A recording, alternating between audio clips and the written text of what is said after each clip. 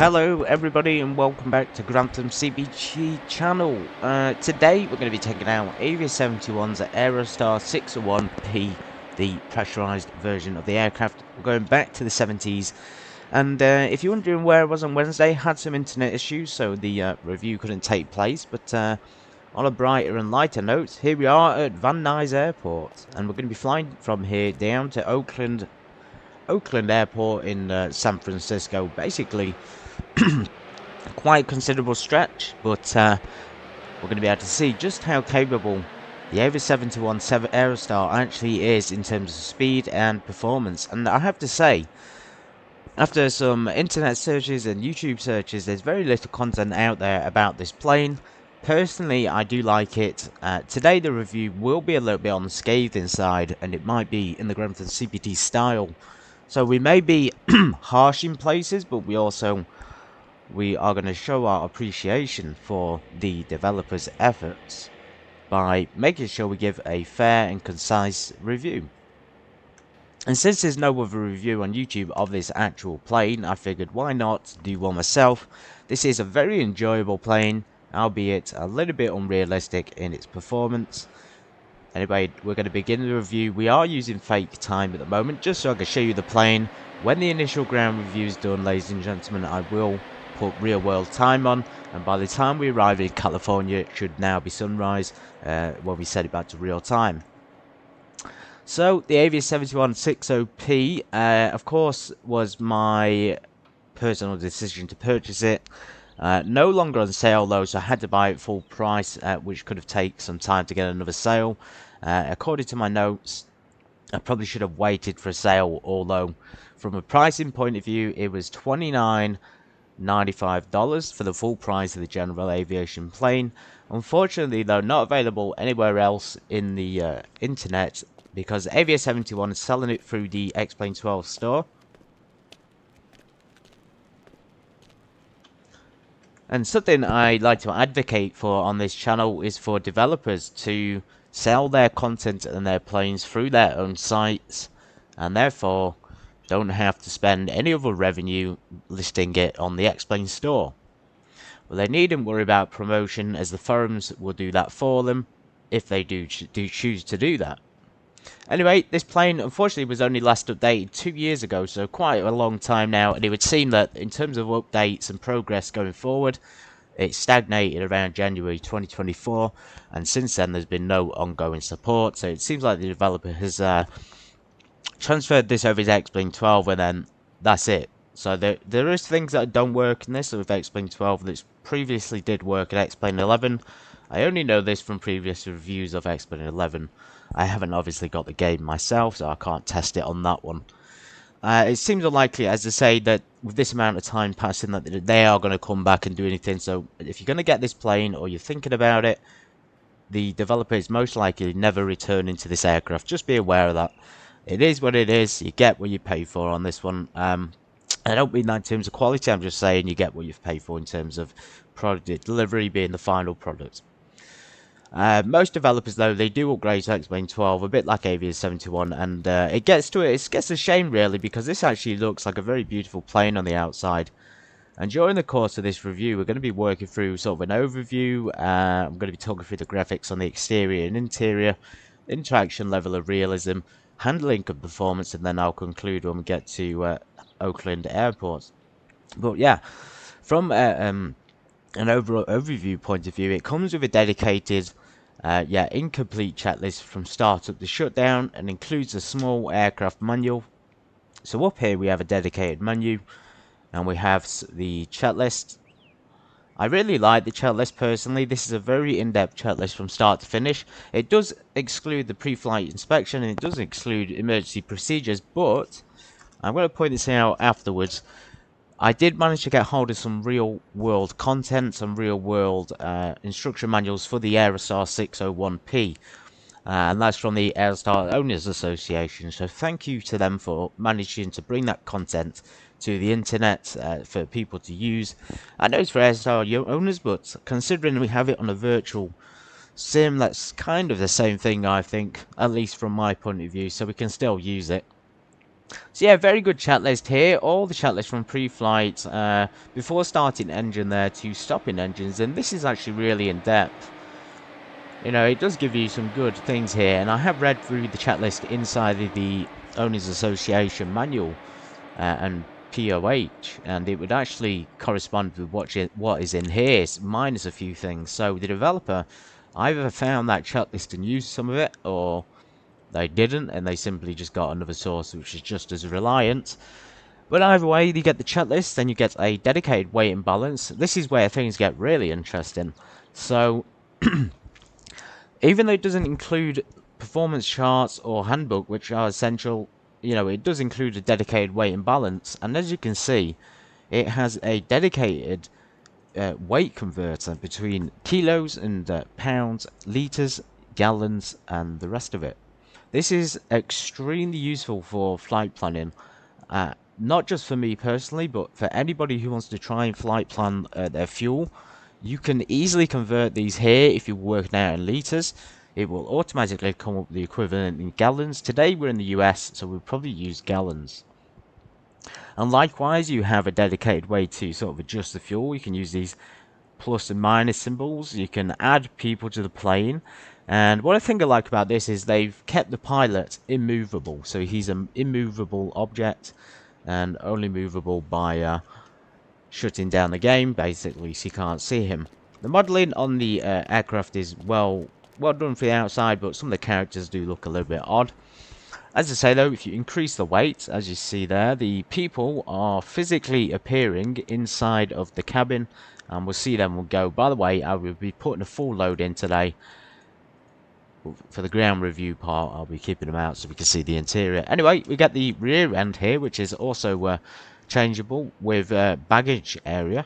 So as you can see, 100 kilos is about 230 pounds. So that's how much we're going to put in for the... Actually, no, sorry, that's not right. My mistake, everybody. Quantum CBT has had a bit of a break, so we've come back a little bit sloppy. 80 kilos is the weight to the payload of the pilot, plus then you add the baggage on top, and every passenger, I think, yes, so every passenger minus the child is 80 kilos. And of course, if we adjust this, there we go, so that's about 20 kilos of baggage in the back. I really like that. Next up, we have the cabin altitude calculator. Again, very, very useful, and the calculation for the cabin pressurization is correct. However, getting the pressurization to work properly can be a little bit of a pain, because you do have to keep a considerable amount of manifold pressure in to maintain the air intake. Now, I'll talk about that a little bit more in the flight.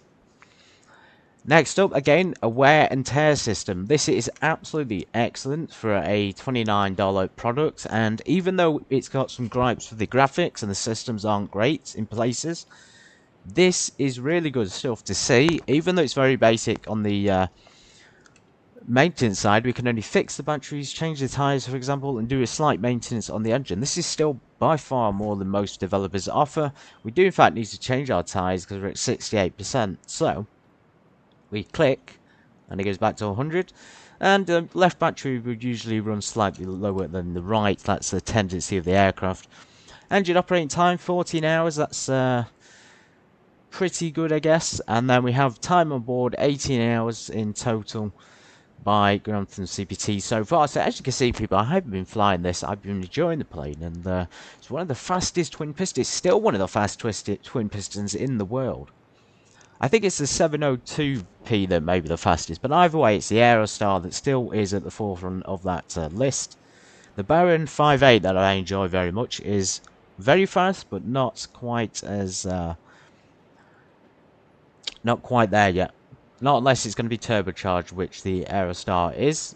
Just to note on the turbocharged engines, by the way, the developer has modified the aircraft many, many years ago, back when they updated it in 24, to go from turbocharged to turbo normalized engines. Now, I'm not sure what the logic is, and this power, the power of the aircraft is much more than it actually should be, I think. So we'll get into that again when we're in the air.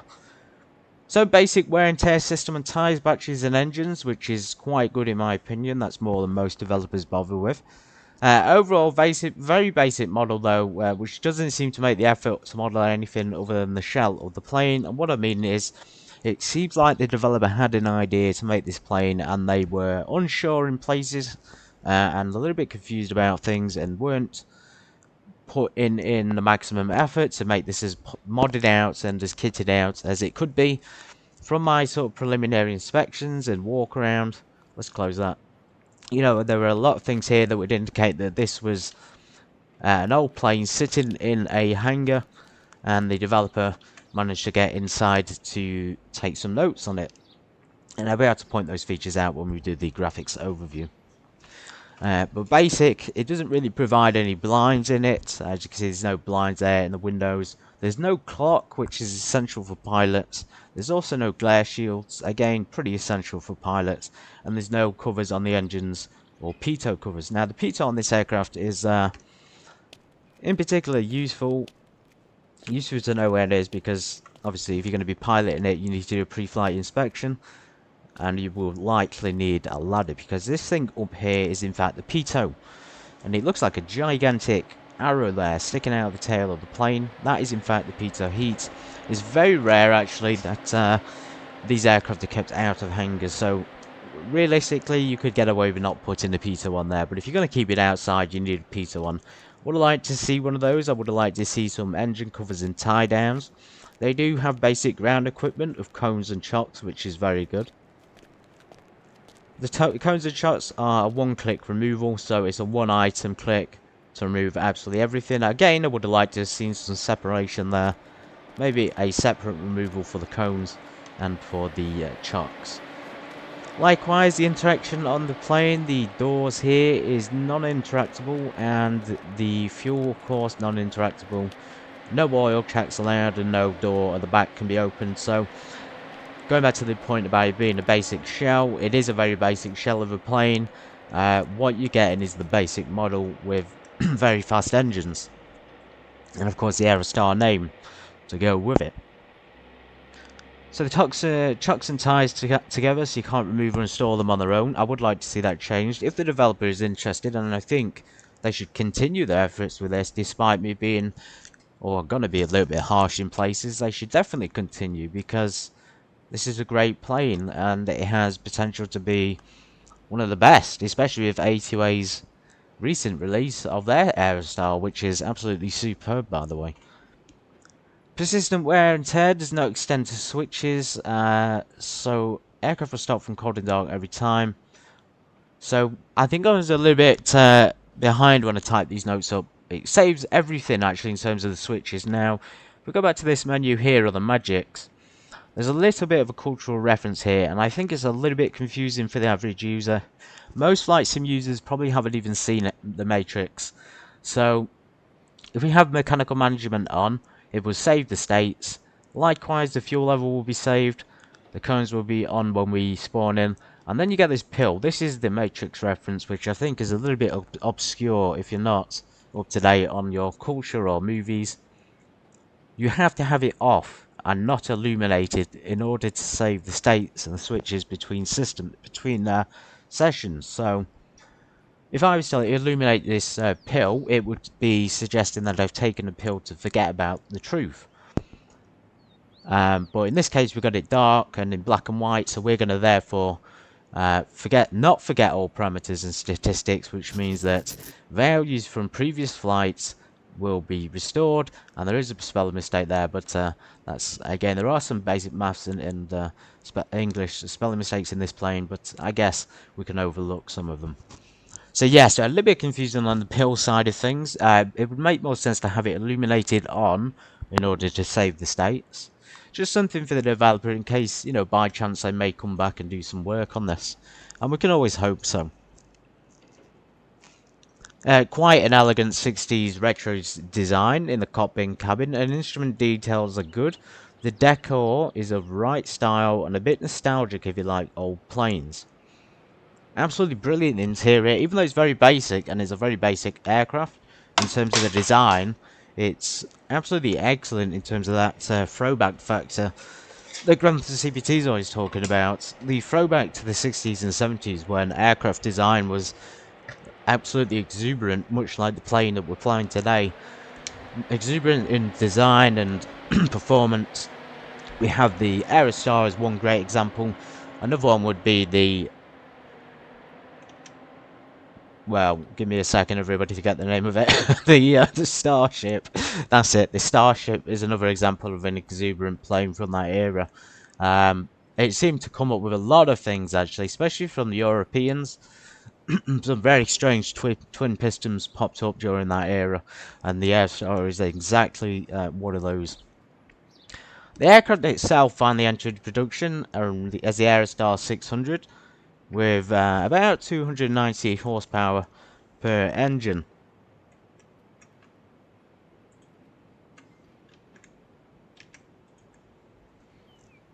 ...220 kilowatts, Lycoming IO550K engines, first flown in December 1967.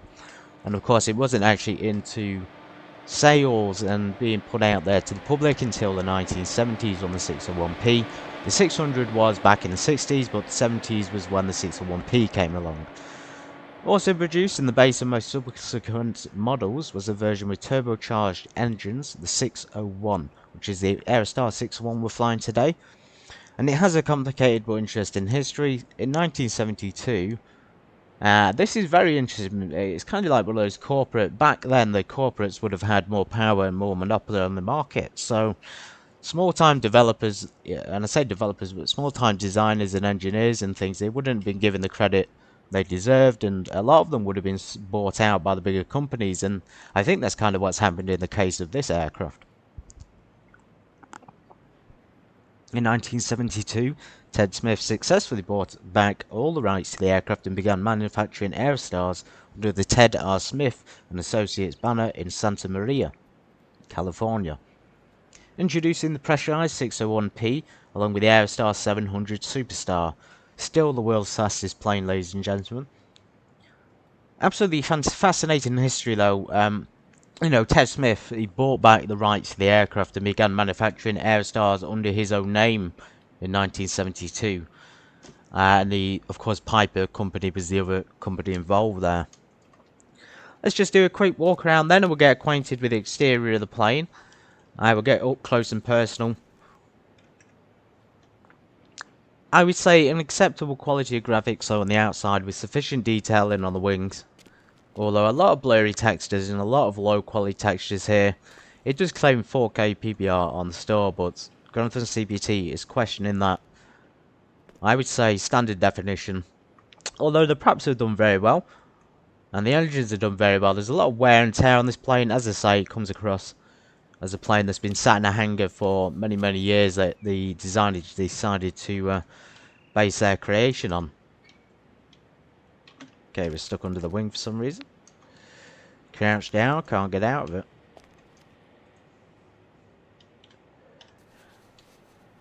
We go down to the undercarriage. One of the things about this plane that really kind of blew me away, it's just hilarious, is the gear. Look at that. Look at the state of that. This thing hasn't flown in centuries. I don't know if the developer realizes it, but this is rust, okay? This is rust and most likely corrosion on these landing gear. I don't think the developer realizes, but sure, having a little bit of wear and tear on the externals of the aircraft is good. But when it comes to rust and corrosion like that, that would actually make the aircraft unflyable, and it would actually cause it to be unairworthy, because, you know, you got the corrosion. That is clearly some kind of corrosion and rust present on the gear. Look at the brake calipers, for goodness sake. Completely black with... they've turned to ash in the decades that they've been sat in the hangar.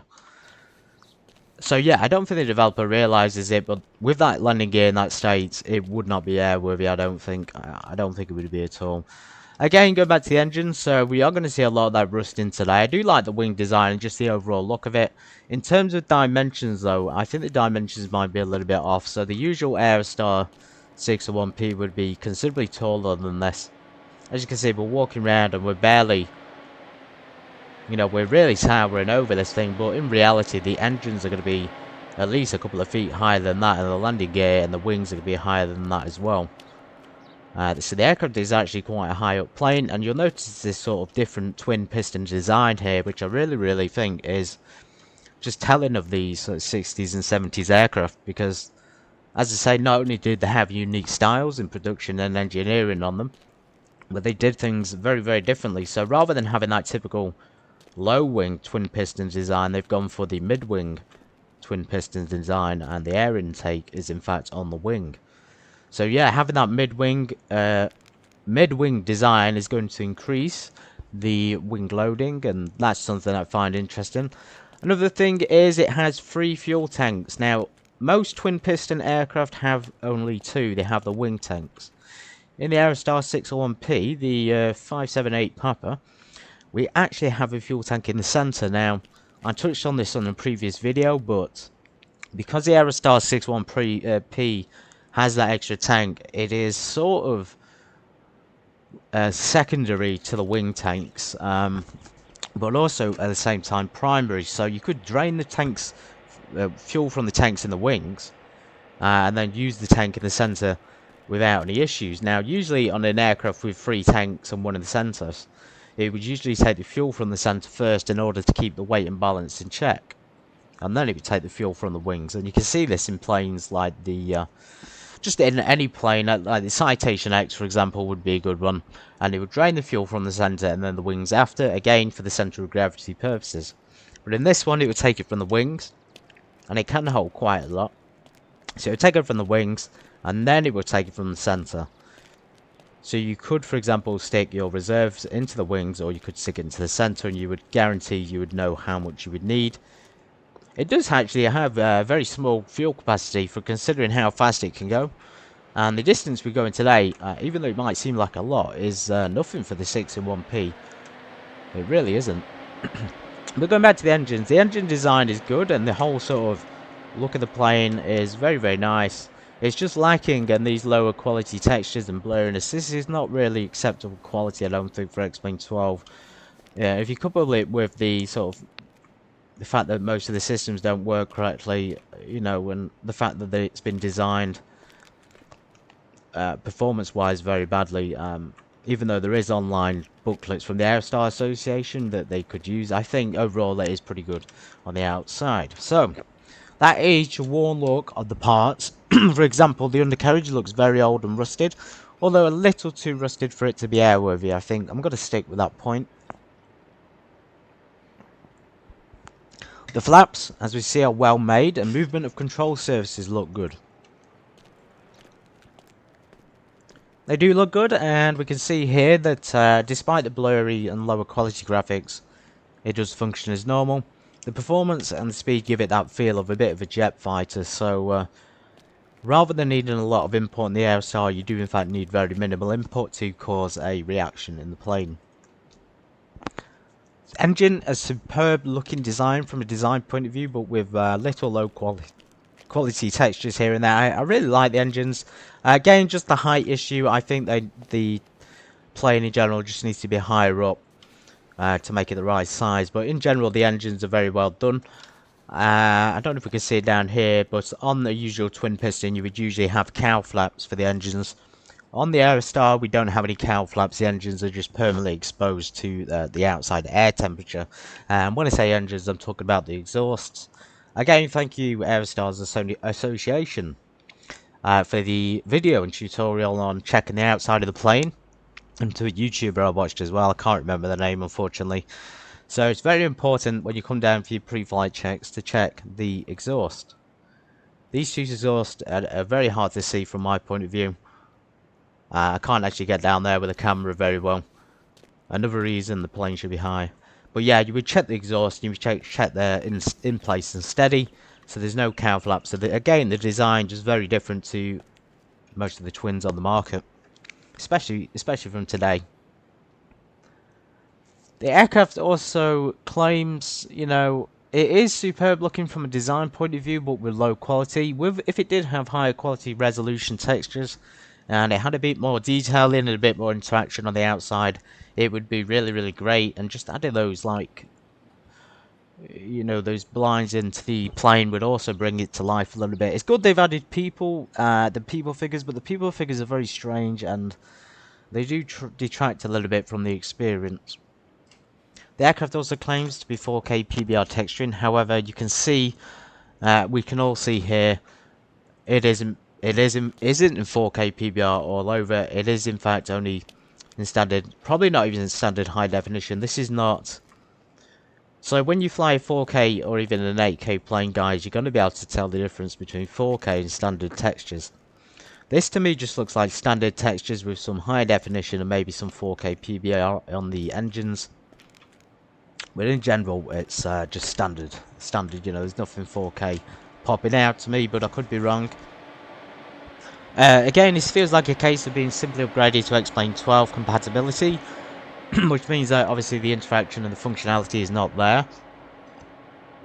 I do like the 60s retro look. We're going to move into the cockpit now and just do a cabin inspection. So good interaction on the door here. I do like this. Again, the this could be a reference to the Matrix. I don't know if the developer liked Aerostars more than he liked the Matrix, but it feels like he liked the Matrix more.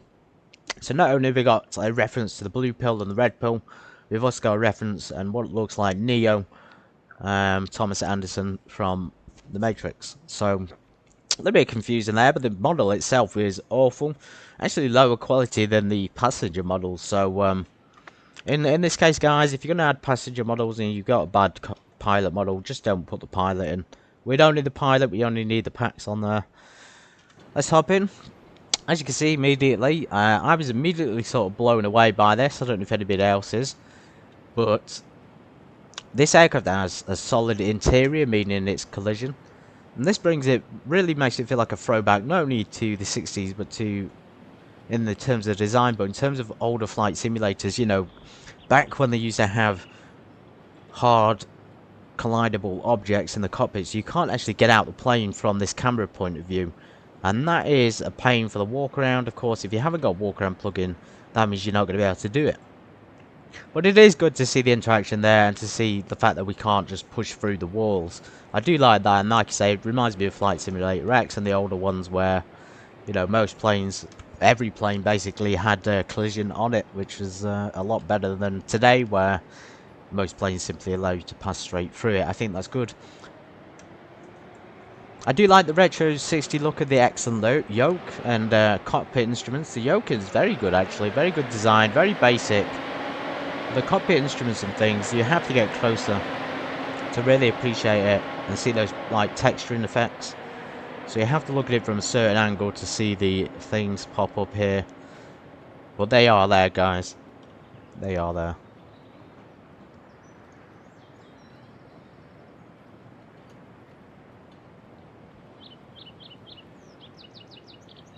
So the shadow and lighting work on the instruments just done to a superb quality, actually, considering how budget this aircraft is. It is actually done very well. And granted, they transferred it to X-Plane 12. Things didn't work, but credit to them for doing so. The cockpit, excellent worn look to it with interactable closing blinds. Very cool retro style. Retro style seats, and I do like this kind of interior design. There is a lot of pixelation though on the graphics in general, and you know, those lower quality textures are popping out in particular. But in terms of the actual colouring and design, each one will change with the livery. So today we're in Papa 578 Papa, and if we go into the American made livery, my favourite by the way, we will find different interior colours and different feel to it. For me personally, I do really like this interior design. It's very basic, and that's all you need from a plane. The one thing I'd say is, if they're going to do this basic design, they should have done at least a clock, because even when this was, you know, back when it first manufactured, it would have had a clock in it, and it would have been set about there. So I think that's fair to say that the developer could add the clock, and they could add a few more textures around the cockpit. V-speeds, for example, and limitation speeds, because we haven't actually got anything down here to say it. There is a minor mathematical mistake down here as well on the usable fuel section. So Total usable fuel per aircraft is saying 103. Now, I've checked the Aerostar Owners Association manual, and I've also looked at the real plane, and this is incorrect. And also, if we go back to the weight and balance, we can see that if we put maximum weight in each, so if we put full tanks on the wings and in the centre, it's more like 160 gallons. Now, the reason why this is wrong down here is probably quite obvious to people, but some people might not realise it. So where it says each wing usable fuel, it says 62 gallons, which is correct. But then, for some reason, they've added fuselage usable fuel onto that to get the total usable fuel. Now, they should have just simply times the wing amount by 2 because there's 2 wings. So 62 gallons times 2, you're looking about 160 total there. So yeah, there's a mistake here on the writing. But again, on the weight and balance, it's actually correct. If you fill these up full, it will give you the correct amount, and you can in fact cross-check it on here as well. Going back to the instruments, one thing that popped out as being very, very peculiar was the altitude indicator. Again, you may be able to tell what it is already, but there is a noticeable lack of a Q&H setting. We have a click option for standard pressure, but we have no option here for hectopascals, which is the UK equivalent. Now, I can understand why they would do this from a design point of view, because realistically, when the aircraft was manufactured in the 60s, it was manufactured in America, in the United States of America, and that is where inches of mercury is used, and therefore that's possibly why they didn't put it in. But in today's like X-plane flight simulation market standards, so there really should be a alternate option here for hectopascals at least next to it, or at least changing this option here. If they can do some of these adjustments, by the way, and I don't think it's very difficult, guys, from their point of view. It's just a bit of tweaking on the aircraft file, and it should be good to go. The cockpit with that age-worn look, previous speckles of dirt, and the carpet is also not clean either, giving you that added realistic appearance. Yeah, so there is actually quite a lot of wear and tear here, and this is really, really quite brilliant. Let's just remove those chocks and cones. It's even though it's pixelated in places, you can see this noticeable sort of aging, and although it's got a collision object on it, we can sort of come down here and see where the feet have been on the rudder pedals. The silver worn out metal look, even the foot pad, and in general, as I say, it does appear to be a hangar specific aircraft that they focused on, and one which has most likely been out of commission for some time. Not quite basic layout, but easy on the eyes and adequate quality. Yes, I think this is pretty standard quality, actually, considering it's a budget plane. From a pricing point of view, I will say now that $29 is a little bit on the steep side, just because we have got competition in the market in the form of Aerostar 600 by A2A simulations, and of course we have X-Hangar 700 Aerostar on the store as well, which, although X-Hangar is not known for high fidelity graphics, they certainly do add quite a lot to their aircraft. So I think in terms of competition, it could be priced probably slightly lower, maybe about $20 is acceptable, but that extra $9 for me feels like there may be nothing there to justify it, especially when there are freeware aircraft that do things better. And Grumpf and CBC wants to be respectful to these developers for trying, but if a developer, if people are doing things freeware for better quality and in general better standards, then the payware needs to offer something different. This aircraft does offer something different, that's why I do like it, but it also doesn't offer a lot of functionality, and a lot of the sounds aren't there, and a lot of the interaction. There's no EFB, for example, there's no sounds on some of the radio switches and the air conditioning, there's no blower fan, there's that performance issue that I'm talking about, there's no clock, but there's no performance charts actually, for that matter. But there is that weight and balance and that wear and tear system, so I think there are a few things here which could take this from being, not of a high standard to being pretty good. And I guess this is just what we get when we get X-Plane 11 aircraft. It's just going to be, upgraded to X-Plane 12 and won't always be tested. Quite basic layout, but easy on the eyes and added quality, yes. Various panel colours, right, this is interesting. Carpet change of colours, so I did mention it. The American-made livery is my favourite, and it will change the interior to a nice blue.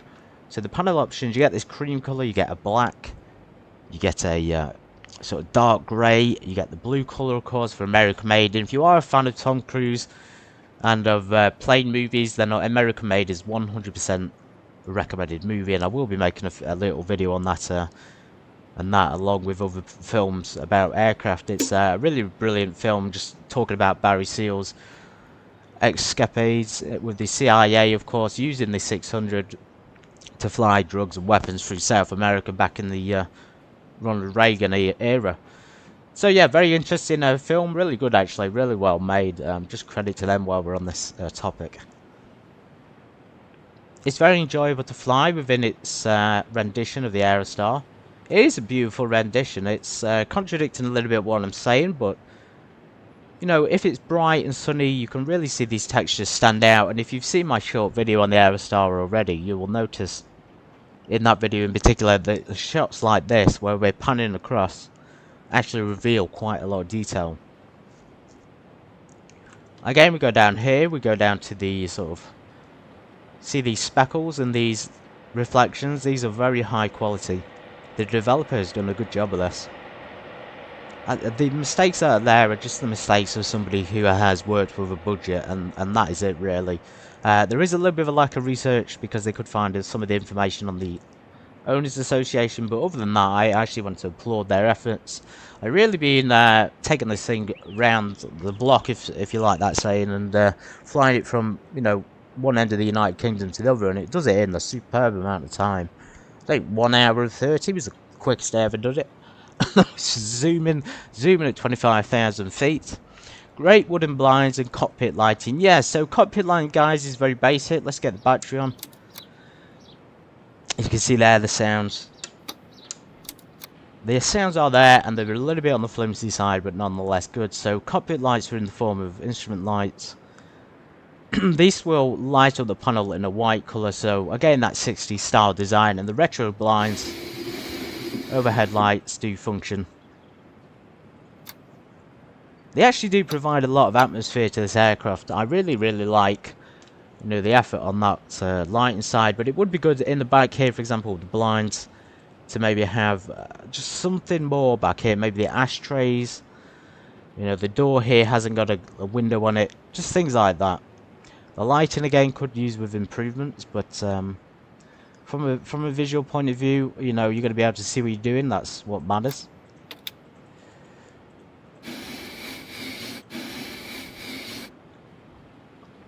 Cabin lighting is good, although a little bright for night flying, so you will only be able to use very minimal amounts. There's no red light in here. Should we get on with it, everybody? And I will conclude at the end with the interaction level of realism and handling performance when we land in Oakland Airport. Cool. Let's get the door closed. We're going to do a checklist flight now from Van Nuys Airport. So pre-flight inspection, seats, cabin door, flap handle is sometimes down in this aircraft, sometimes up, sorry, but it's actually, see what I mean? It's in the up position. That could be a hardware thing. We've also got a lot of alarms in here and test systems, which are, you know, they are functional, but very annoying to listen to.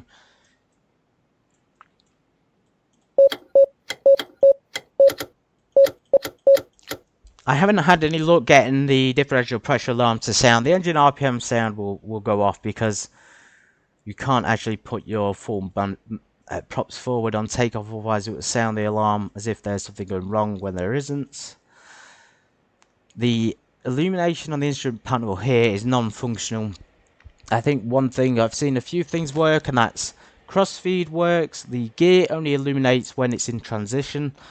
Low fuel works, and I think that's it. Autopilot works, but nothing else works here. So usually when you have the alternators, you know, on and the engine's not on, it will illuminate here, but again these aren't working, and I think this is because they previously worked in X-Plane 11, but when it came to X-Plane 12 they just didn't get it right basically, so it doesn't function at all.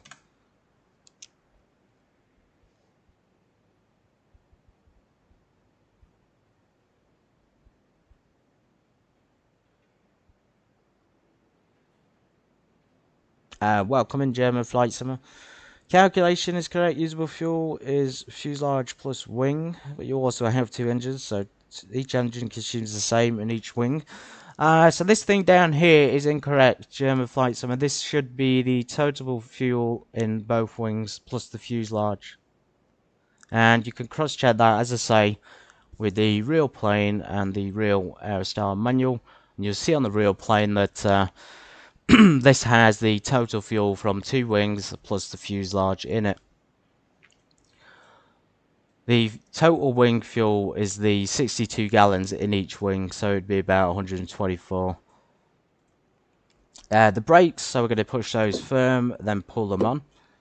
Flight controls, free and correct. And I like this, be able to tick the options off, very, very useful. So switches, let's get the battery off. Bleed air switches, let's get the battery back on again. So bleed air down here for pressurization can be a little bit on the tedious side. You will need to learn how to pressurize correctly. And in this plane it will involve maintaining a pretty high manifold pressure.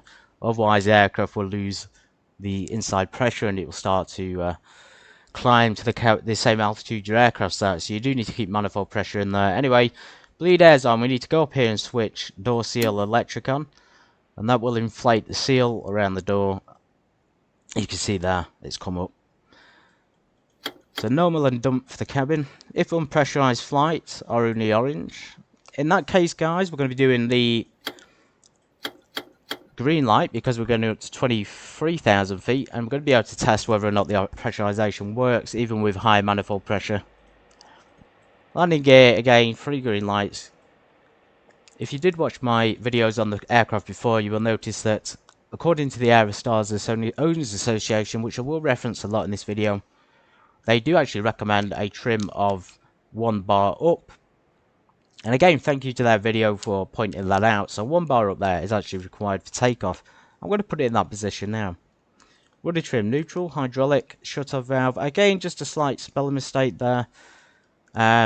Remember guys, these developers have got access to tools to create these planes. They at least should have access to a dictionary and a calculator. One of the fundamental things about, aircraft is they at least should get those spelling and maths things correct. When they don't, that can bring it down from being fairly decent to being, one of that lacks a lot of care and one that they haven't really put much attention to. But then again, they've spelt it abbreviated down here, but it is open. I'm going to continue. Fuel quantity. So for our trip today, we're going to need a lot more than that. Let's go ahead and put about 20 gallons in each wing. And we're going to put probably 40 gallons in the middle. And that should be enough total. So as you can see there, we got about 80 US gallons on board. Okay, low fuel warning light is out. We can see the fuselage and the wing tanks are now full. All circuit breakers. So one of the things about the plane you guys probably don't expect, because it's a little bit on the lower quality side, is the fact that the circuit breakers work, which I find amazing. So you can actually have poppable circuit breakers. Not all of them, granted, but quite a lot of them. Enough to keep it realistic. Cabin rate control. Full increase, set 1,000 feet above the field elevation. And cabin altitude if unpressurized 10,000 feet. Altimeter is going to be checked. And again, it says clock on the checklist, so maybe the developer just forgot to put the clock in. Well, there's definitely not one on here to see. Unless they mean on the radio master down here. No, that's not correct. So yeah, a clock there would have been useful. In terms of the altimeter, we can use it in cockpit checklist. So if we go down here to this little pop-up thing, we can actually add our own things into here. And I've added into this sort of section, I've added my own barometric conversion tables from millibars into hectopascals. Very, very useful. And I would recommend you guys do it. And this comes back to having the option here to change it from to hectopascals. It would be very, very useful for someone like me who, flies and wants an easy thing to change on the fly. I'm sure you would agree. Van Nuys Airport in Los Angeles, California, excuse me, is 299.2, so we are in fact on standard pressure. What if we should change the time a little bit? Excuse me guys, I'm getting a little bit mixed up with the conversion there. We're in the United States, we are not in the UK. That's my problem, my mistake. Anyway, embarrassment. Awkward part is over. Checklist starting engines, so prop controls, full forward. Mixtures and idle cut off. We're going to do a 1/2 inch on the throttles. Check the batteries on. Low warning is out. Going to do the fuel tank selectors to crossfeed and then on. You need to listen for the actuation of the valve there, which we can hear. We can switch the fuel pumps on. The right propeller is clear. Fuel pump. And then the right starter switch. So if we had a window here, we would shout clear prop, which is why there is a window in the aircraft, so we can do that. Anyway, clear virtual propeller. On the right side, not the left. And as we click it to on, we're going to advance our mixture to full rich.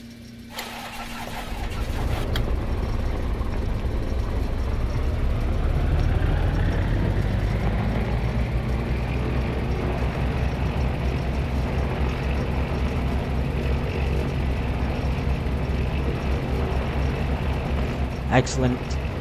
Sound design of the engines is really very good. They've captured it extremely well. So mixtures to rich, we're going to leave it idling. It says here about 1,000. We got the pressurizing on the right engine there. We got the fuel pressurizing. Similar, the head should be increasing, and also one of the realistic things is, despite again being budget, it manages to capture the oil rise in temperature really realistically, so it won't be going into the green zone until we get up to our run-up zone. Anyway, about 1,000, then we're going to repeat fuel pump off right, fuel pump on left, and repeat it for the left side. Gyro pressure is 0. Can't be right. What if that's because we've only got one engine started? Either way, that should increase with even with one engine, so I've only just noticed that. Hydraulic pressure is right on the side, and again in the green, about 1,000. Alternators, let's get those on now for the left engine start. And position lights, we're only going to have the beacon and strobes, and I'll talk about that in a second. Clear prop left.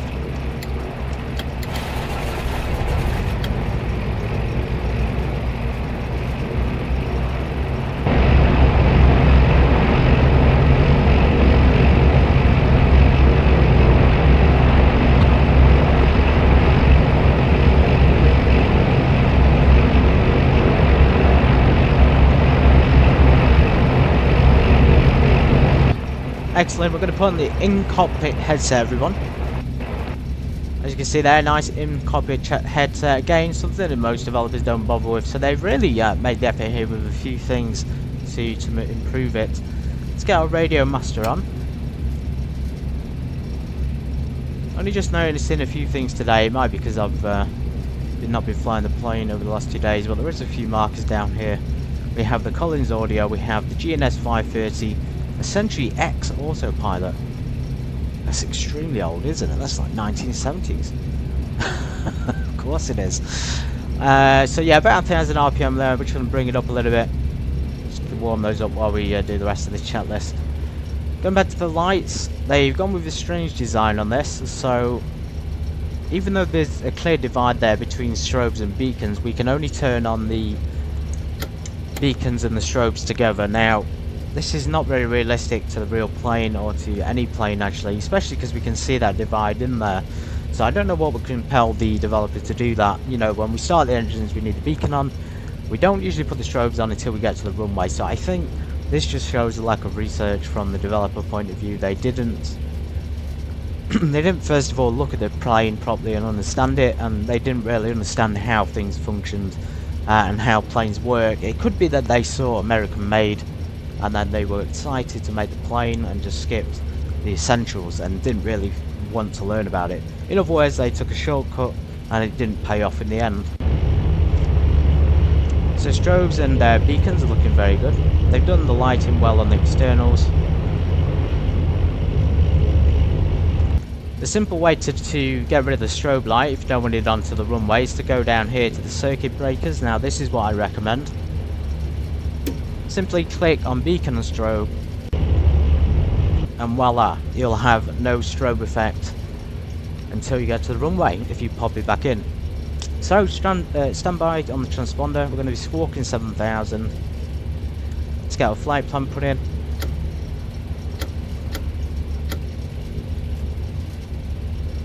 From Van Nuys Airport to Oakland, San Francisco Bay, KOAK.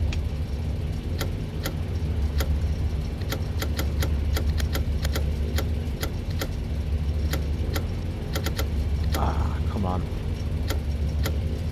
A little bit hard to get this one working.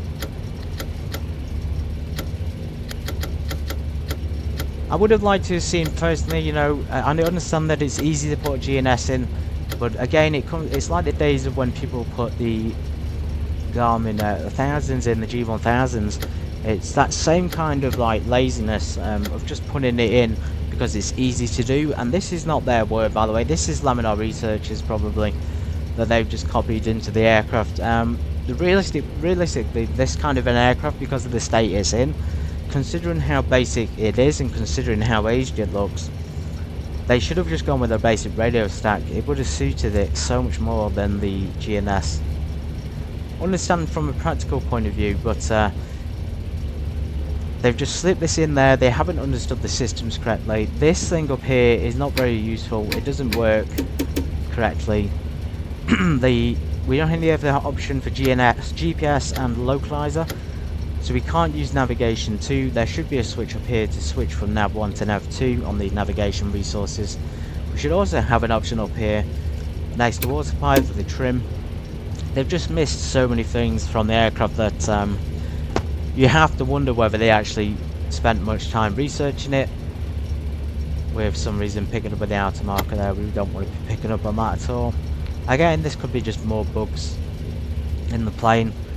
But the developer has taken time to, you know, model cones and shocks, which is good, but they're tied together, and it's personally I don't mind it.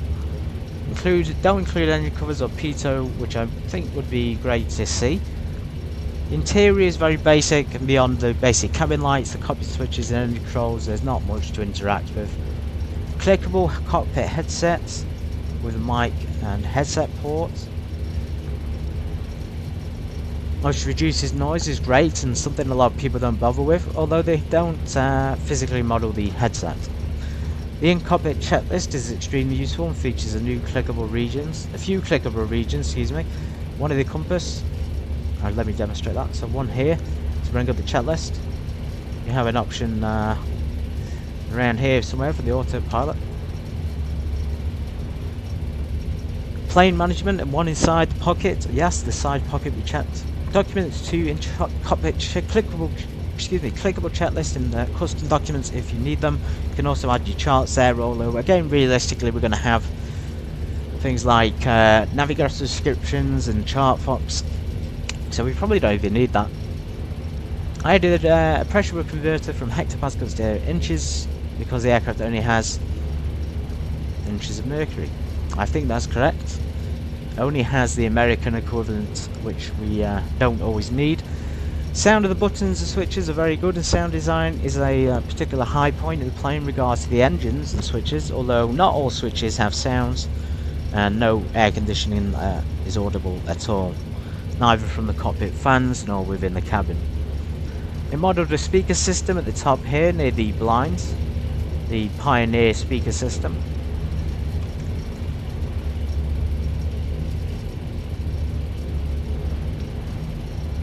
But there's no indication in the cockpit of how it would operate, and this is purely for decoration purposes, it seems. They also should have added a glare shield to the side to prevent the light coming into the pilot's eyes, because it is very plain without much in it other than a basic cockpit layout. For me, it is sufficient for the flying, but from a purchasing point of view, you would expect more, considering that freeware does it better, and that's something that Grantham CPT is going to reiterate on the channel, and something we want to stand by, and we also stand by developers selling their products through their own sites. They need to do the research, they need to do it and offer something more than freeware would. Because I can get an aircraft that's better than this free, it would therefore make it at the current price point, and even considering the competition from developers like A2A, which are excellent, it doesn't make it worth it at the time. I just feel very realistic though in terms of the flight handling, and coupled with the checklist is a throwback into the time of the 1960s. Okay guys, so I'm just going to take a quick break. I'm just going to get a drink and I'll be back in a minute.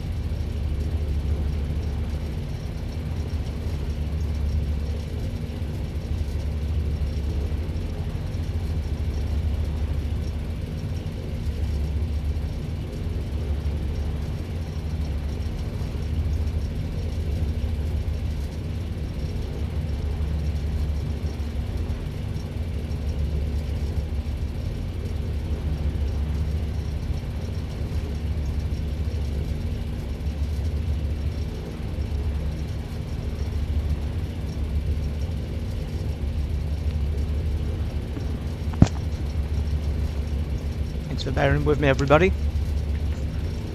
Grantham CBT's pre-flight checklist. Let's go through this together. We're going to have a full... Let's turn that up a little bit more.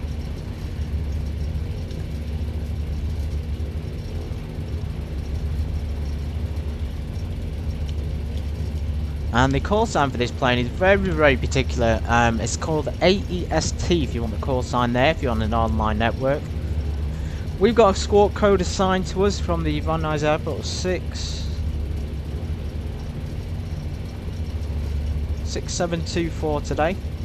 Going to mow Charlie out for the taxi, and in terms of like performance and takeoff, we're going to do best wind, so we're going to do it into the wind if we can do, and that's how we'll figure it out. Hopefully Sky Vectors has popped up on the screen. You should be able to see it. So this is our route here. It says it's about 278 miles, but in this plane, trust me guys, it's going to be very, very quick. Windy, so if we go over here to Van Nuys Airport and just look at the north, so it looks like we've got that southerly pushing wind there up to San Francisco, so we'll be taking off to the sort of northwest. Excellent, it's not even that far away, but believe it or not, just got this like little journey.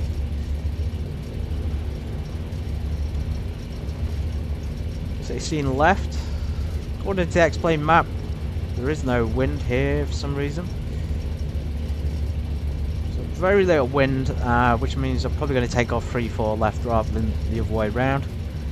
Back to the pre-flight departure briefing. So weather is checked, NOTAMs have been cleared. Fuel and payload, we've loaded up on fuel, and the payload with passengers is full. Because there's no performance charts with the aircraft, I do recommend using Aerostar Owners Association charts with 25.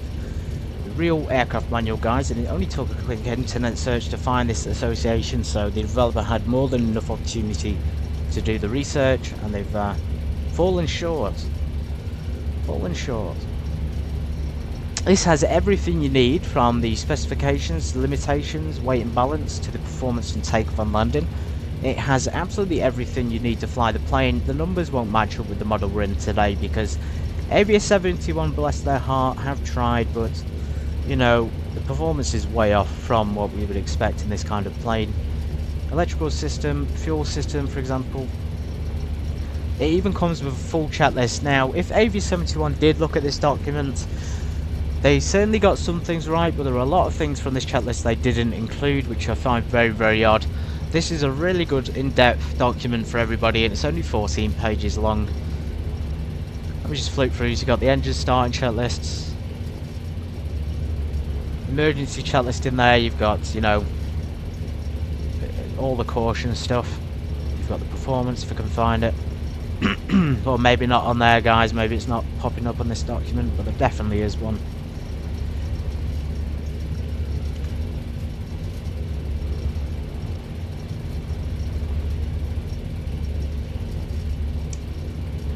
Maybe it's just not opening on that because it was only limited to 14 pages. Strange. So that one I downloaded had the performance thing in, and now it's vanished, so I have to find that again, but you can find it on the site. Again, link will be in the description for you. Go back to the pre-flights. Let's taxi to the active runway. So strobes are off, beacons on.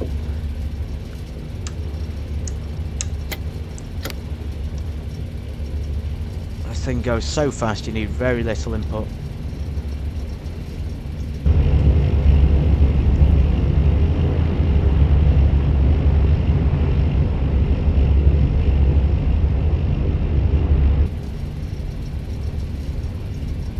We're taking off today with 10 flaps, 10 degrees of flaps, quite a long runway.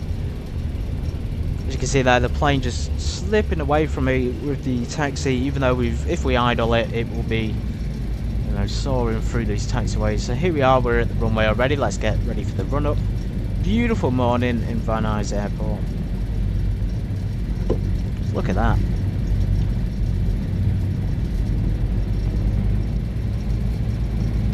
Runway 34 left. Let's go ahead and adjust our heading.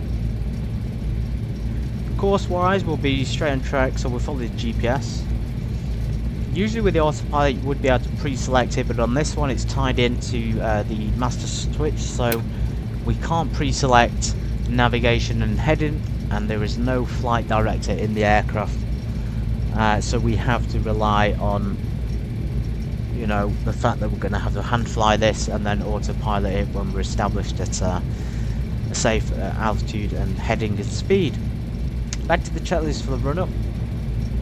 So we've warmed the aircraft up. As you can see there, the oil temperature is now in the green, the cylinder head's in the green. Let's bring those up to about 1500 RPM.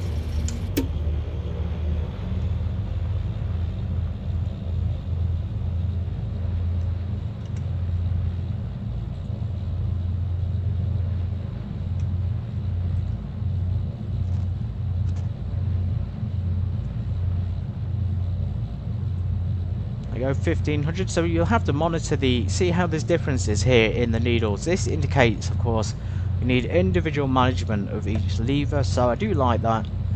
And just be cautious of how you handle the aircraft. If you go into this thinking you can advance both throttles at once at the same rate, think again. You'll need individual throttle management, individual propeller management, and individual mixture management. So 1500, the engine instruments are all good at the moment. The alternator is down here,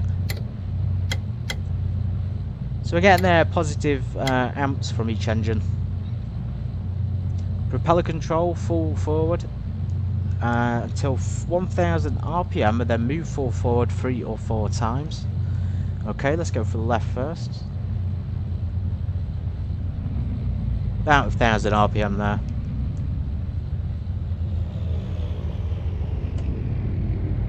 We're going to do that a few more times.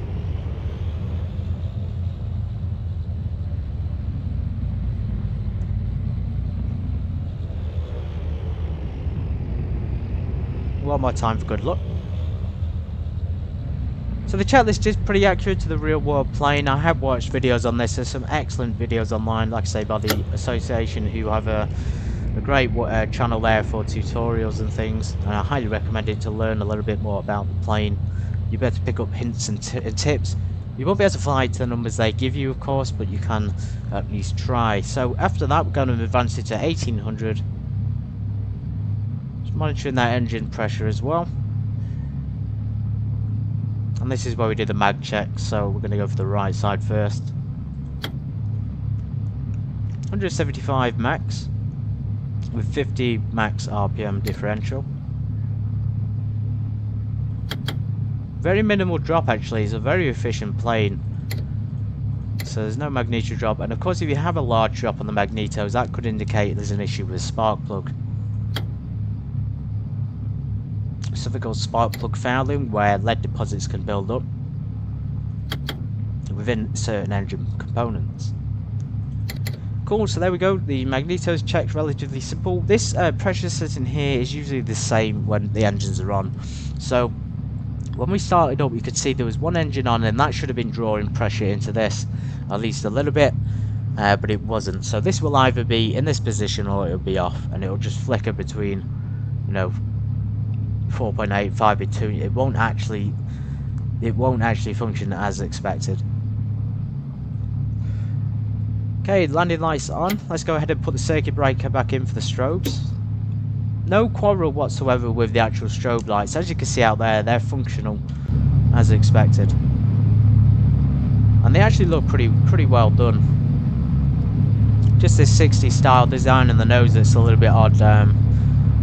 Aerostar went for these sort of lower down landing lights there, so pointing towards the ground. Maybe they thought to do that because there was going to be I don't know, maybe they just thought it would be a bit easier on the pilots, a better visibility perhaps. I'll have to do some research into it. Let's get that onto standby. Let's get our fan and heat on. There's no sound effect on the transponder switch, and there's also no sound effect on the air conditioning. This thing here for the topography and terrain does function, but I haven't used it yet. Pressurization, so we probably have to sort that out in the air. Okay, cabin door seal switch is inflated. Cabin altitude, full decrease, and then we're going to set full decrease, mixture's fully forward, propeller's rich. I think we do the cabin thing when we're in the air, guys, so pre-select cabin altitude and then full decrease, right. So we go back to calculator here, 23,000 feet. We need 9,500 pressurization. Pray to God this works. I have to get the manifold pressure high to stop it from depressurizing. Cool, fuel selectors are on, the fuel pumps are coming on. Instruments checked, radios, flaps to 10 degrees. Trim tab is set to 1 bar up as according to the tutorial. Pitot heat is... we'll keep it on, it's looking a bit cloudy. Seatbelts fastened and secures, everybody strap in, strap on. You haven't got one on you, madam, but this is an old plane, so whatever. Parking, brake released, throttle, so maximum 20.5 with 2500 RPM. You will have to pull the throttles back here, otherwise you will overspeed the engines, which is not very realistic, guys, but I guess you have to do what you have to do to survive. Let's get going.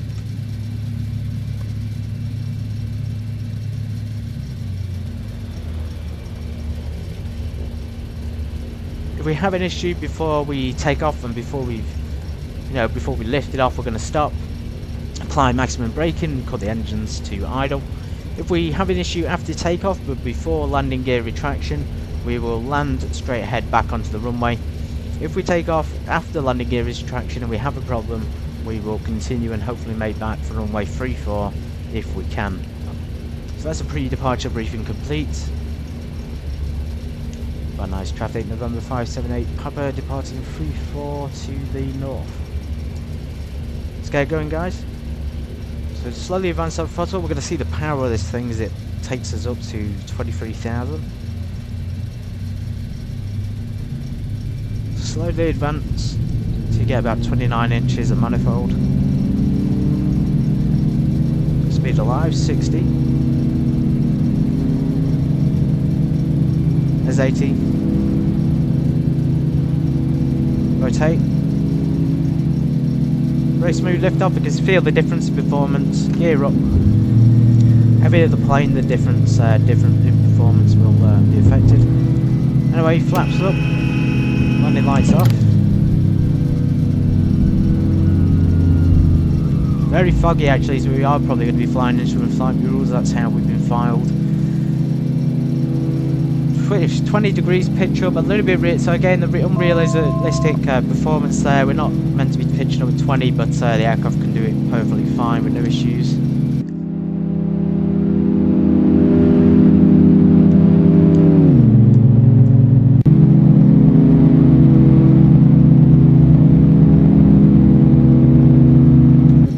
climbing out. Let's do our checklist. So wheels are up, the brakes were applied, the flaps are up, the strobe lights are on. Power, so we need to not exceed 29.5, and we can bring those propellers back to 2400, although they are currently at it. It says 25 there, I think 24 is probably more appropriate.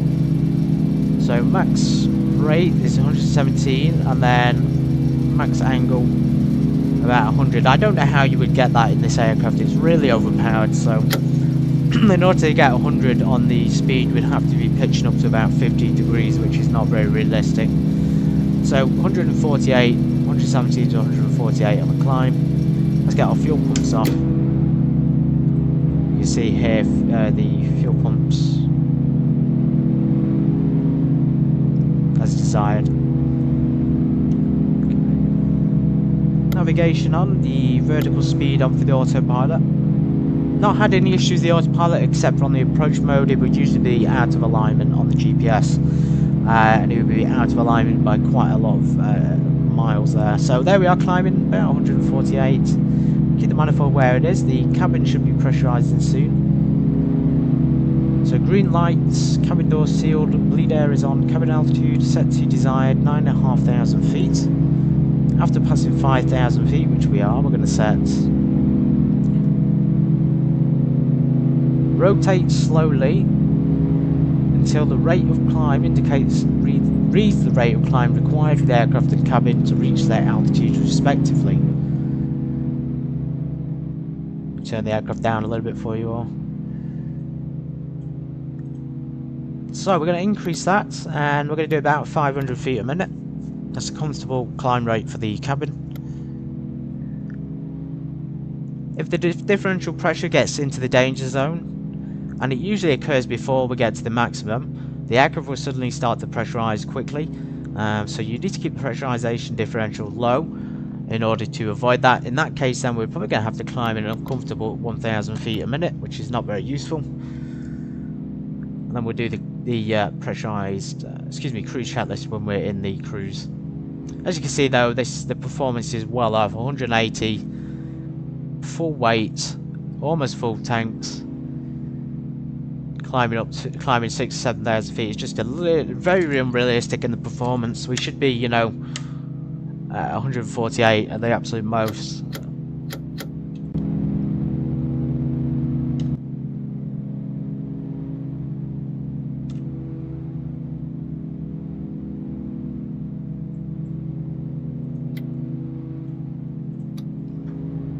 Keep our guests nice and happy.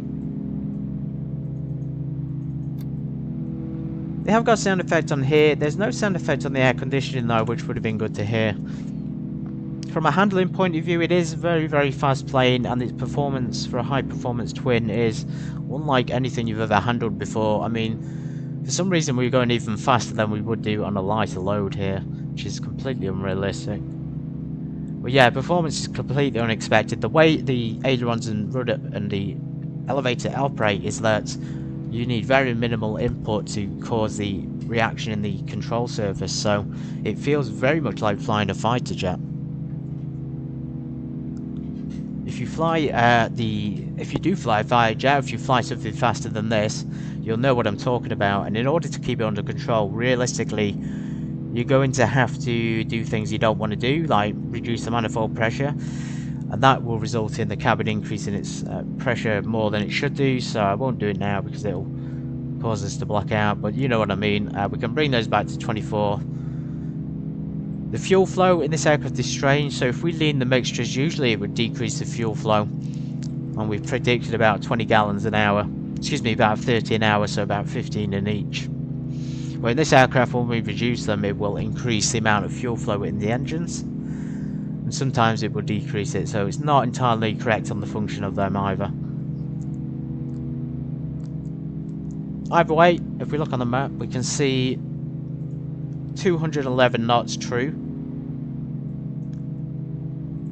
and we're going to go on the indicated airspeed today, because if we go on the ground speed, we'll end up over speeding, but we'll basically be going up to a maximum of about 223,000, and that might be a little bit too fast, considering we will have actually pretty minimal winds. nothing to be concerned about.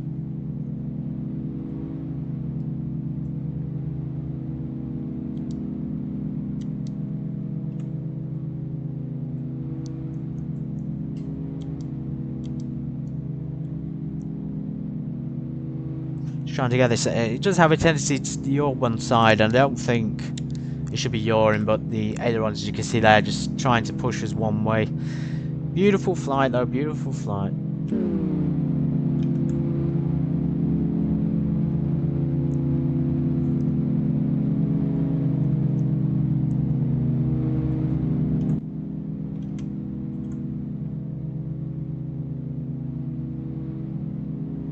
I do think, from a handling point of view, and I wanted to conclude at Oakland with these final thoughts, but I'll give you a little bit of a hint now, is that I think the handling performance are quite realistic, a good representation and emulation of the real aircraft, because there is a lot of variation in the Aerostars, and particularly the performance and the handling, so I guess we do have to just bite the bullet and accept that this particular version of this Aerostar is extremely powerful, and we have to take that into our role play with us. And even though it's hard to do that, you know, we can hope again that the developer, or at least someone, will make a better version, but they won't, so we have to sort of make do with this. You don't have to buy it, of course. The reason I did is because it looked quite good on the inside, and when I say good, I'm talking about that nostalgic 60s feel, and I do like 60s planes, which is the main reason that drew me to this. You got this nice dashboard here, this nice wooden circular dashboard, which again is a unique style to the Aerostar. You have the unique fuel consumption system, so prioritizing the wings and then the fuel tank, but also at the same time being able to run on just fuel tank fuel if you need to. Whereas again, most planes with those fuel tank configurations would take it from the centre first. So again, there's that configuration difference. There's the mid-wing design, which would significantly increase wing loading. Look at that, that's incredible. You know, the engine designs with the no cow flaps, just permanently exposed exhausts. The landing gear, very slow to retract and extend. The performance is the obvious standout one of the engines, so we're going to reduce it back. Let's increase the cabin rate control a little bit more, and just to reduce that pressurization. Manifold back to 20, 29, 28.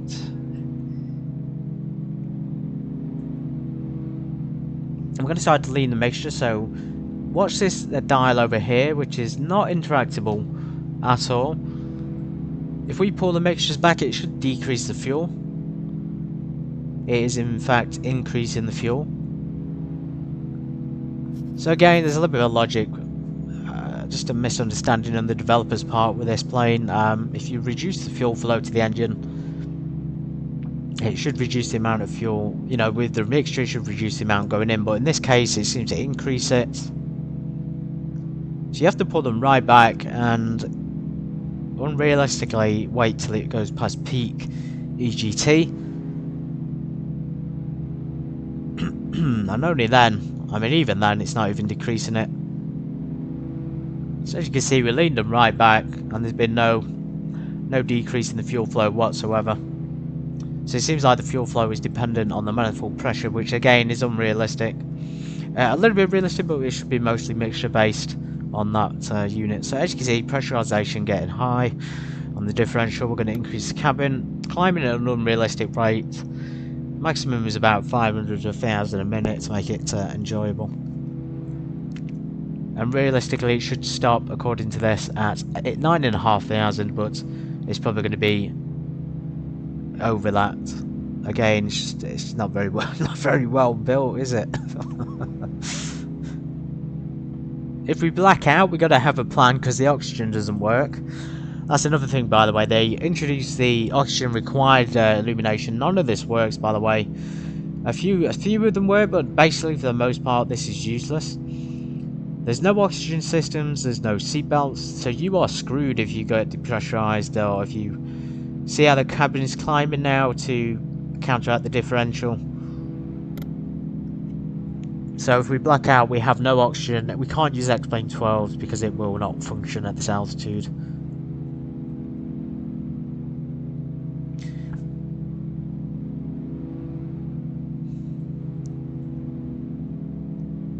You can see there it's going to go past 9,500 most likely.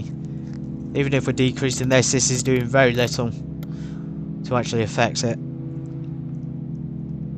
It's got its own mind of its own. 21,500 already. That took, according to the timer, not very long at all, about 20 minutes.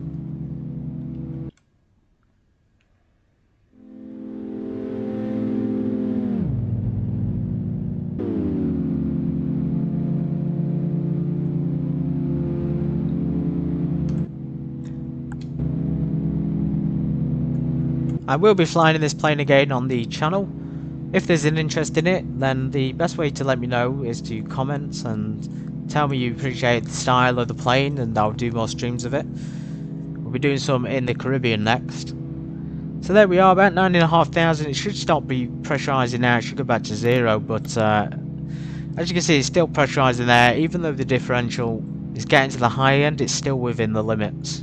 23,000, let's level off. Now, for the performance-wise, again, I don't know where that document's gone that I had.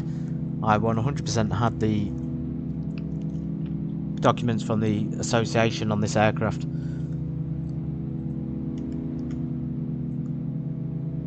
But there is a usual cruise of about 2,300 RPM, as little as 2,100. So we're going to do 2,100. We're going to bring those way back. Keep an eye on that pressurization, so it is stabilizing a little bit. Let's bring the manifold back so we don't overspeed. And only now, when we reduce some propellers, is the fuel flow reducing. So this is a typical setting, and I read the charts and things, and the recommended setting at 2,100 RPM at this altitude is about 27 inches of manifold. Well, if we check the speed, you'll see that we're going extremely, you know, unrealistically going over what we should be. We're going 297, which is just extremely. It's a little bit silly to go that speed. In order to actually maintain the proper speed, we need to reduce the manifold. But if we do that, we have to then contend with a rising cabin altitude. So it's just very poorly. It's just put together so poorly in terms of its systems. Like, nothing will function as expected. The things that do, you know, that you need to operate in a very unrealistic way, and I don't like that. It's unrealistic to the performance of the aircraft of the real one. It's unrealistic in its systems. The redeeming factors are there, but they're only there if you really want to waste $30, and it's not worth $30, guys. It's a $20 at the absolute most products.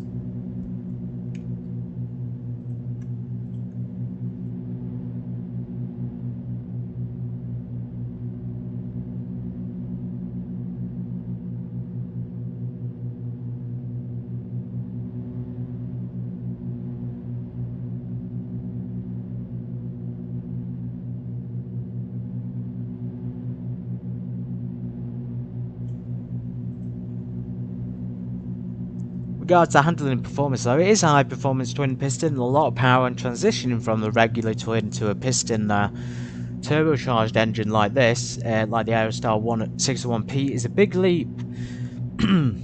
Obviously there's the unrealistic performance, but in terms of the actual pilot point of view, this is a big step up from the regular twin piston. As you can see there, so we get to about 22 inches and the pressurization increases, so we need to keep the manifold above that in order to avoid the cabin increase. So yeah, it's a big transition from a regular twin.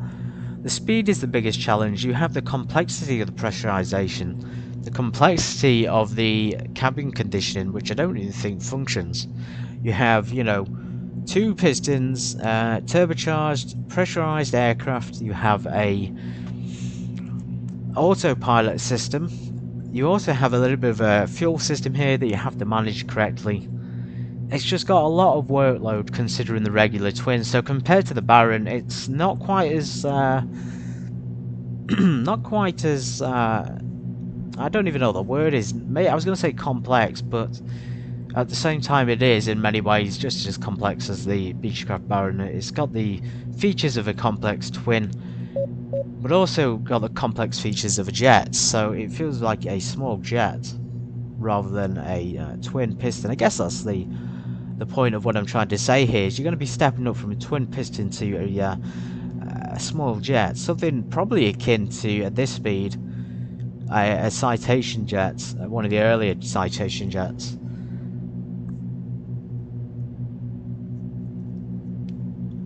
Certainly in terms of the performance.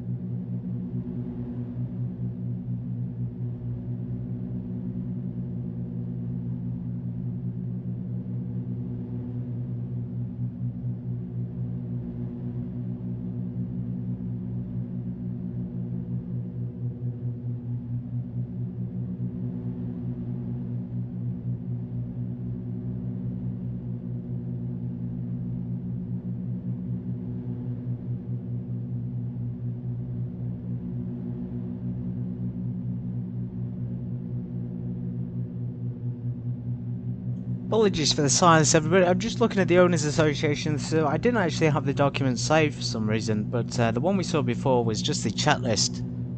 The actual document I was looking for is the training material for the entire plane, so this is a really useful document. I'm going to bring it up on the screen for you so you can have a look at it, and hopefully we can go through it together.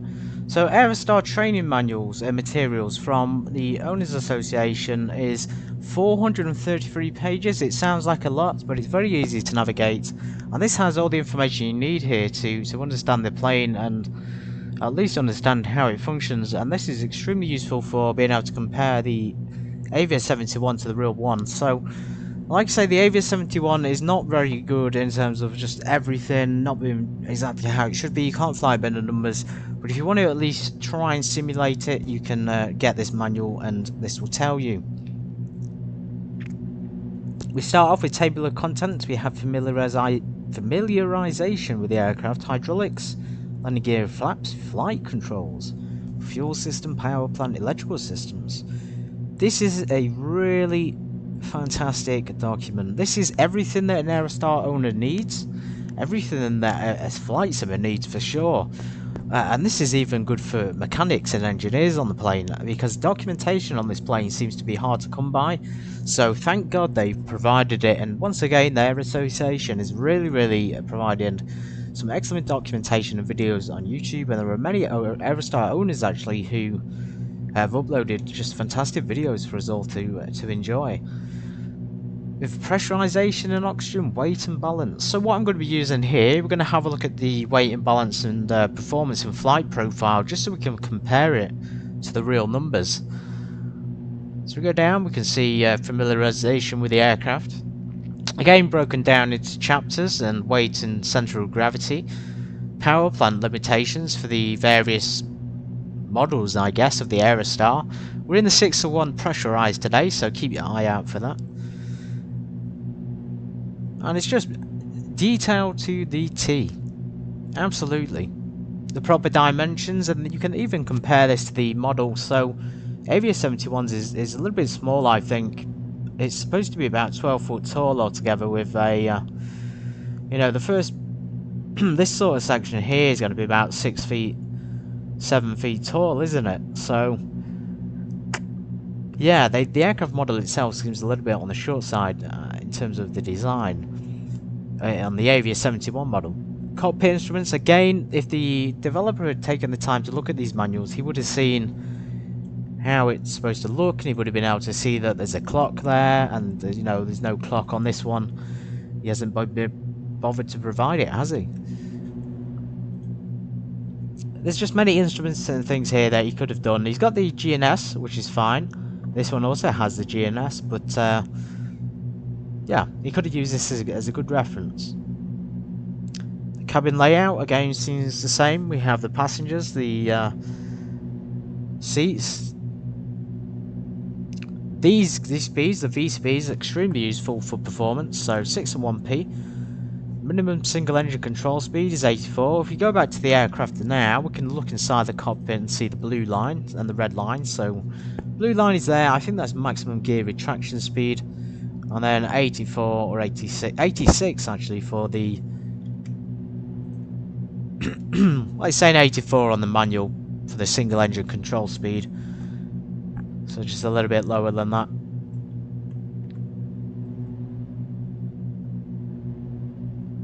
Rate of climb is 109 on the single engine. Best all engine is about 100 for the best angle. Maneuvering speed, maximum crosswind 15, so it's not a very powerful plane, even though it's got a lot of power. It can't handle the weather very well.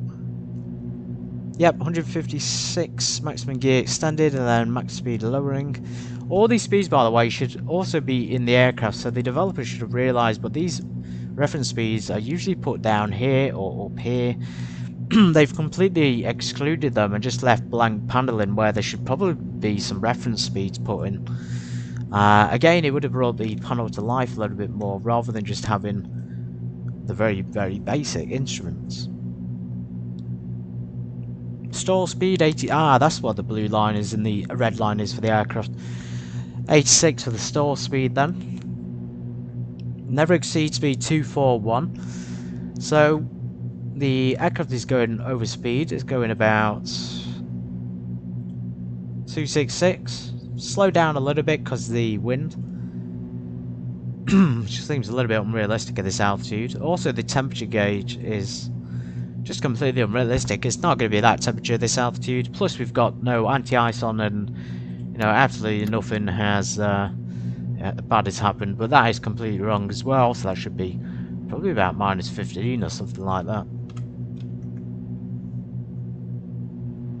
Again, you can see the sort of engine power there. We got the K versions today.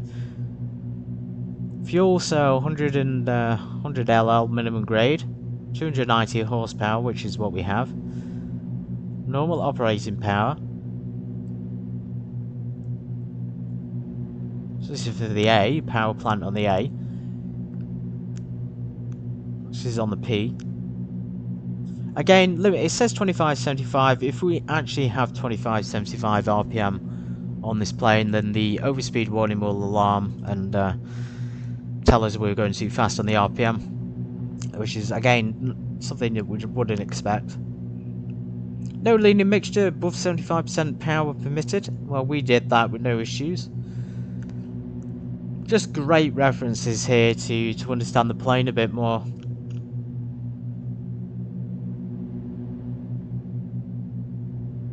So as you can see there, just to go back to the fuel point of view, 165 gallons is usable. and this thing down here is incorrect. So just to point that out again, the reason this is incorrect, this is only added one wing in the fuselage, and that's given the total fuel there, but that is incorrect. The aircraft has 2 wings, and therefore it'd be 2 wings, about 124, plus the fuselage, and that would be about 160. And we can confirm and cross-check that with the Aerostar manual from the Owners Association. So fuel 165 gallons, so that'll be, you know, the 40 in each, 60 in each wing, plus the 40 in the fuselage, and that's 165. Some basic maths which the developers got wrong. Some things though, you know, like that, like the basic maths, this easy to find document online. Spelling mistakes, not really acceptable, is it, everybody, for 2025? You know, X-Plane 12 aircraft. It's kind of I think it's kind of at that point now where we need to stop buying these things and start to really just stop giving in to people's opinions and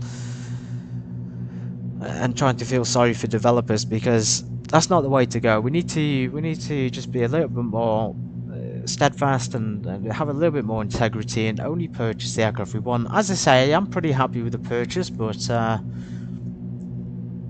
I can understand why people wouldn't be. And you know, we need to purchase only products and support the developers that actually make the effort.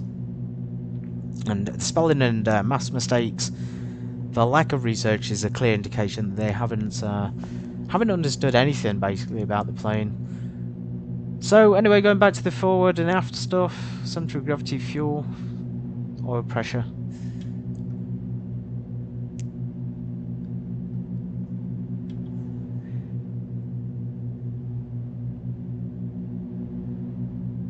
You said in the beginning the aircraft cost $29. That's true. I paid $29. Wondering, is it worth it? Well, we are here today to answer that question. We are in it today to answer it once for all. So far, though, as I say at the beginning, the price is not worth it. It's not worth $29. A more appropriate price would be $20 for this kind of product. Maybe even a little bit less, because it's been a very poor transfer from X-Plane 11.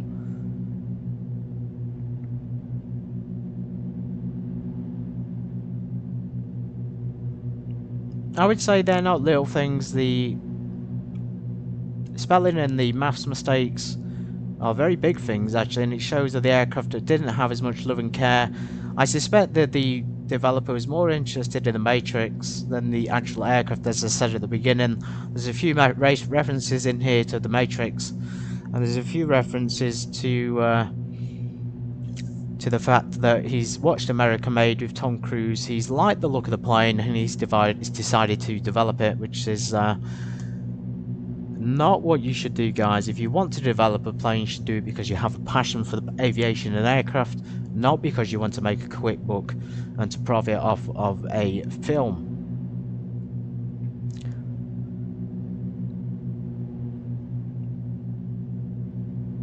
Well, I've just spoken a little bit about the sort of handling of things. I am talking through these things. If you are listening and paying attention, everybody, the handling performance are okay.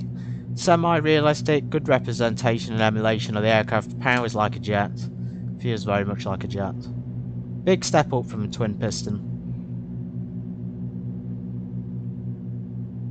Yeah, buggy temperature gauge. We will finally get to the end, and I will finally give the verdict. Grantham CPT has been harsh, but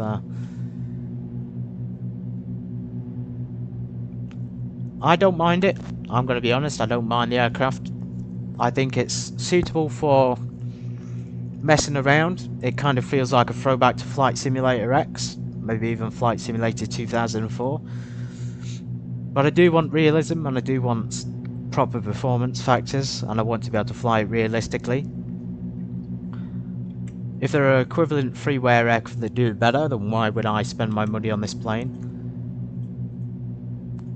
Anyway, going back to the charts here, so we have the sort of maximum ramp weights, and I have cross-checked this with the aircraft's weight and balance sheet, and it is pretty accurate on the fuel side of things, but just the text is incorrect.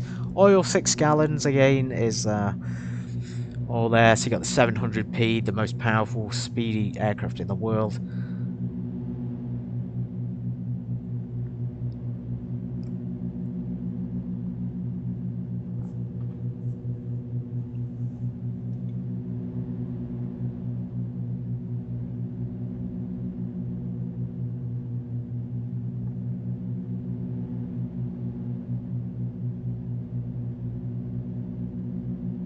The one thing we didn't get to test out actually is the nose wheel steering. So as you can see there, it's same 30 degrees. The nose wheel steering on the Avia 721 is not very wide at all, so you'll only be able to turn on wide turns, if that makes sense. You can't turn steeply. I think that probably is a realistic feature of the aircraft, based on what I've seen on YouTube videos, because that's the only way realistically I can view this aircraft in real life. We may be able to look through some videos online now, actually, while we're on this stream.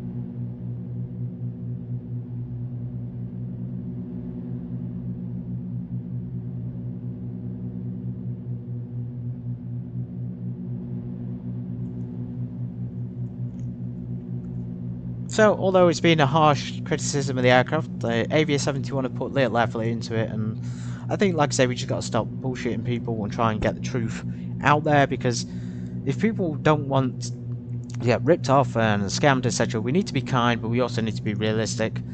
Let's bring up the video now by the Aerostar Owners Association. Kindly uploaded a 49-minute video described absolute wealth of knowledge here.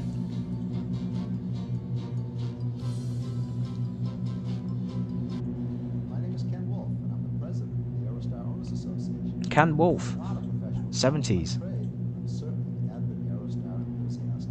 This video presentation today is designed to offer practical, safe operating information, which should help the new Aerostar pilot safely transition to his or her machine.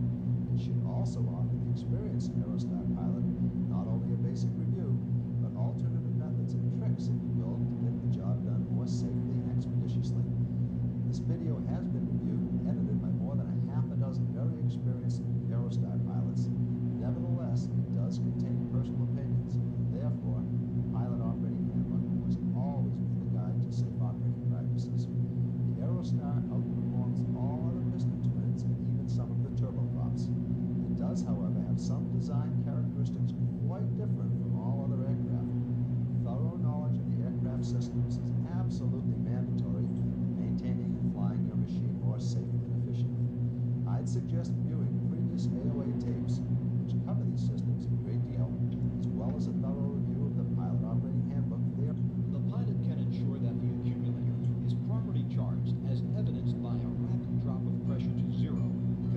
This is very good. 500 psi.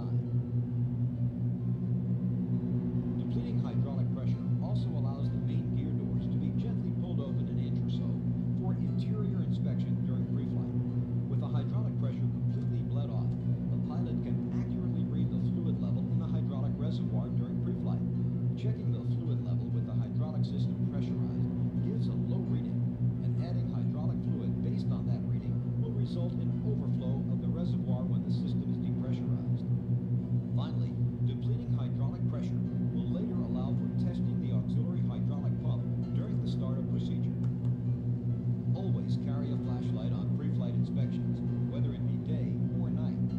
There are many nooks and crannies which can't be adequately inspected without one. These include nose gear wheel well area with steering actuator and steering collar, main wheel well areas with gear door valve, hydraulic lines, gear door linkages, and the snubber cylinder to hold the door tightly closed, landing gear struts for leaks, and the strut retract area with the main gear actuating cylinder and gear position switches. Let's have some fun, everybody. That's an excellent video. I highly recommend that if you're able to access YouTube and you're interested in the Aerostar aircraft, if you're an actual pilot as well, when you want to get to grips. This has everything you need from the walk-around startup procedures to the shutdown. We can't sit there watching it though, because that is their content, but thank you again to their fantastic team for bringing that to us. A very old video, actually, probably one of the videos that was originally used for training back in the 60s and 70s on the plane. We have, of course, the documents we've talking about. This is excellent. I highly recommend getting this if you're also looking at getting the plane. If you are using the A2A simulations aircraft, by the way, there's nothing to stop you from using this one, because it's applicable to the 600, 601P and the 700. So there's just various different versions in this manual. As you can see, rope and cable. We have a tow bar feature on this one. Pivot points. With that mid-wing design, it actually has pretty good visibility to the side of the aircraft, especially because the engines are so far back, so you won't have to worry about seeing the runway on the threshold. Just excellent diagrams. Superior. And then the walk-around, of course, you got the whole checklist included, the emergency checklists. Let's go down to the performance. See if we can find those performance charts. Again, just more systems though on the way of the sort of engines. That's really cool. Wow, look at that. You got the the air from the turbo coming through to the pressurization, and excellent.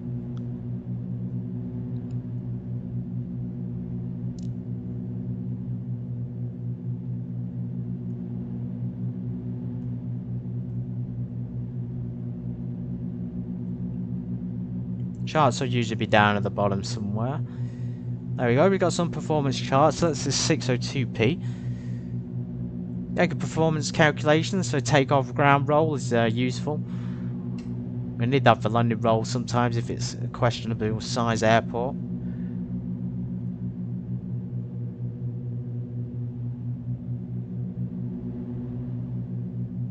Rate of climb, single engine, so single ops in there if you need to do that. Emergency situations. A little bit sideways. Here we go. Power setting and cruise performance table. We're really going to be able to see what we should be at. So we're at 23,000. We're using 2100 RPM at the moment to keep the speed of control. So here, standard temperature. Well, the gauge is incorrect, so we'll just say it's standard temperature of about cold day 5 degrees minus. And that's 2000 RPM, 2100. We need the altitude though for. We need the altitudes, don't we, for the aircraft?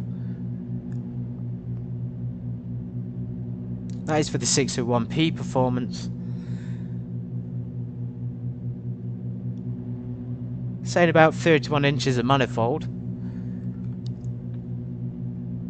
Again, we can't get anywhere near that at this altitude, otherwise we'd be going 400 knots. 23,000 feet minus 31, 23 inches of manifold pressure, so that's what we've got in. Okay, this is looking a little bit better.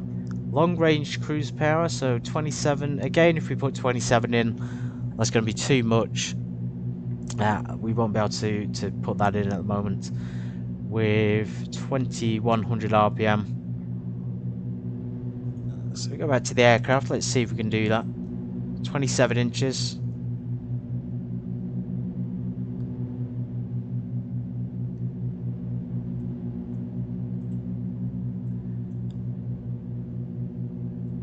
Okay, so speed didn't actually...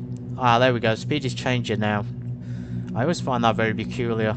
This altitude with that RPM setting, it probably shouldn't increase that much. We're going to decrease it anyway back to 23.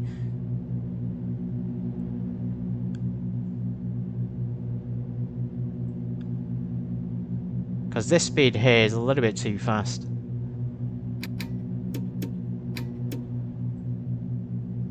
And as you can see there, the pressurization is peaking up on us. Cruise, so we've not had the fuel pumps on. Mixture's been kind of lean this entire time. We're getting about 30 gallons, which is... actually, no, we're not. We need 30 gallons per hour. But as you can see, we decrease the mixture and the fuel flow increases for some reason. That's very bizarre, isn't it? It looks like we're burning about 40 gallons an hour. Lateral trim, so we'll just keep everything the same. No crossfeed option at this moment in time. So descent. The next checklist, and we will be descending soon. Back to the performance charts. So we're supposed to be able to get about 27.9. I don't think that's going to be possible with 21 inches. And that's supposed to give us about 15 gallons per hour per engine. So that's kind of what I was hoping for, but we can only get 19 gallons per engine, realistically. Because we bring the mixtures back and it's just increasing the fuel flow rather than decreasing it, so it makes it impossible to get the correct fuel flow through the engine. EGT do not exceed 1650. Cruise performance, best power. So as you can see, this is, you know, long range cruise, economy cruise, high speed cruise.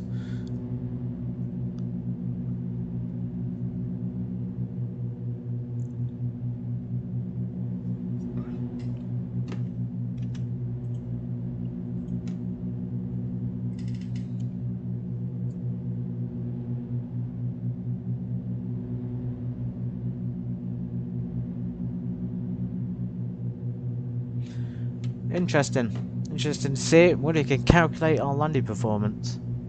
We have a quiz here to sort of go through what we've learned. Linear procedures and all PA60 model aircraft are, and then of course we have some options. A really good way to get to grips with the plane as well, and just to familiarise yourself with, remember the sort of basic procedures, I guess. Let's try and get down to the approach charts. Optional packages, etc, etc. Then we got these things down here. It seems to be Mac and Superstar installed pricing info. Back then the actual pricing, so that's very cool.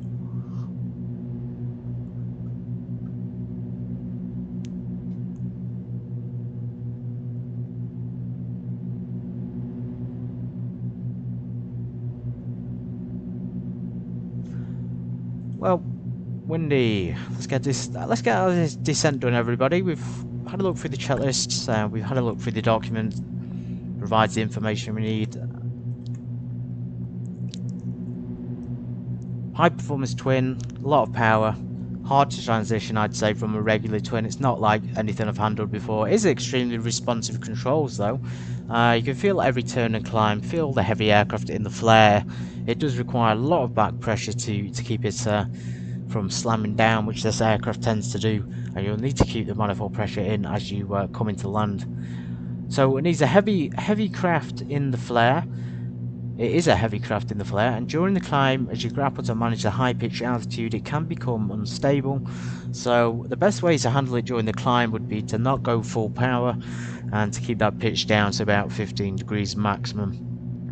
The speed and power though do feel a little excessive, and will manage to continue to accelerate and climb at 2,000 feet a minute, even when above 20,000 feet. And this is something that is inconsistent with a real world aircraft, and also the fact that we're fully loaded.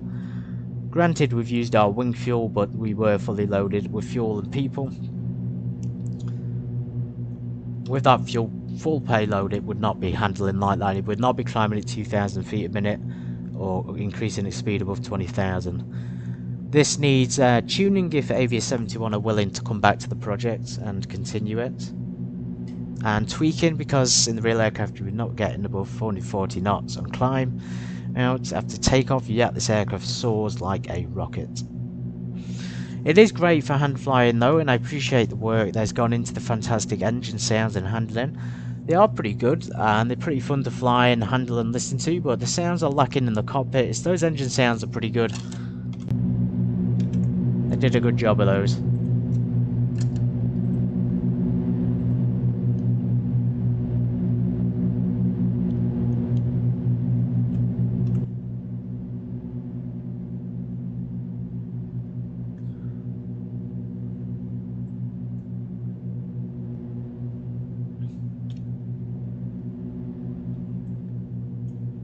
This should be Oakland Airport somewhere down here, guys. There it is. Let's go ahead and tune that to nav 2. We're just about picking up on it. Of course, we can adjust our heading as needed. So this one is responsive for the GPS. Usually with these DMEs, you would usually have N1 indicating the navigation 1 distance. But in this case, it will only function for GPS mode, and then nav 2 of course is this thing, but we cannot transition from nav 1 to nav 2 on the navigation system. We have to use GPS or nav 1, which is a little bit unfair. Anyway, great hand flying. I appreciate the work that's gone into the fantastic sounds and the engines and the handling. The handling sounds, the engines alone make this a worthwhile add-on. I think that's a bit generous. The sounds are great and it does make it worthwhile to listen to, but there are better aircraft that can do it a lot better. Graphical 60s retro interior made it generally a great plane, and certainly one of the more galactic on the market. So what I mean by that is you wouldn't typically expect to find this plane in people's hangars, and for that reason that's why I've tried it and I've enjoyed it. Most people go for the typical like popular mainstream aircraft such as Cessna and Piper, although in X-Plane 12 there's not many good twin pistons available. This one is one of those unique planes, which is a little bit neglected by people. They don't think about this one when they want to buy a twin piston, so I definitely think people should consider it.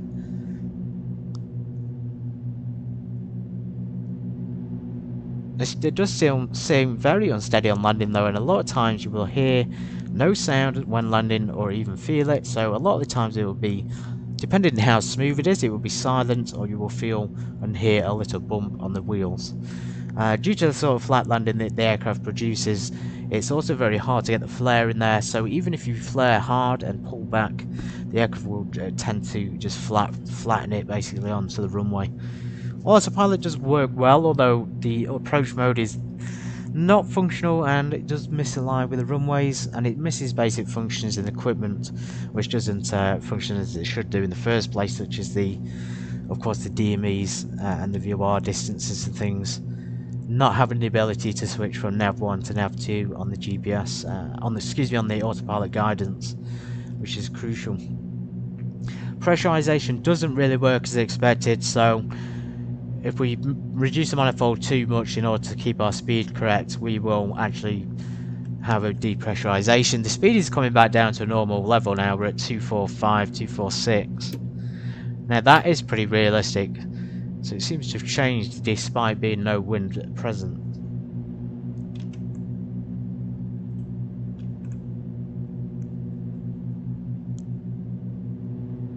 On descent though, if you want to reduce that manifold, you will get the depressurization issues, so you have to keep manifold high even when descending, guys. I think it's 3 inches on the manifold, and then you will maintain your cabin pressure, otherwise you'll black out and that'll be bad for all of us.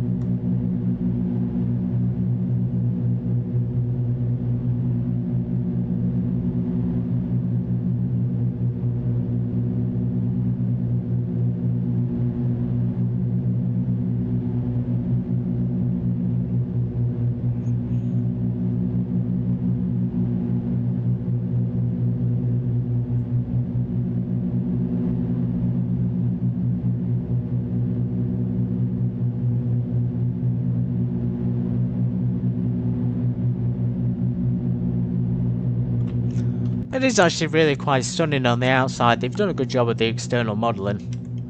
They really have, and it's just a shame we can't see that PBR inside or outside, to be fair, unless we're close up. You can sort of see it along the edges.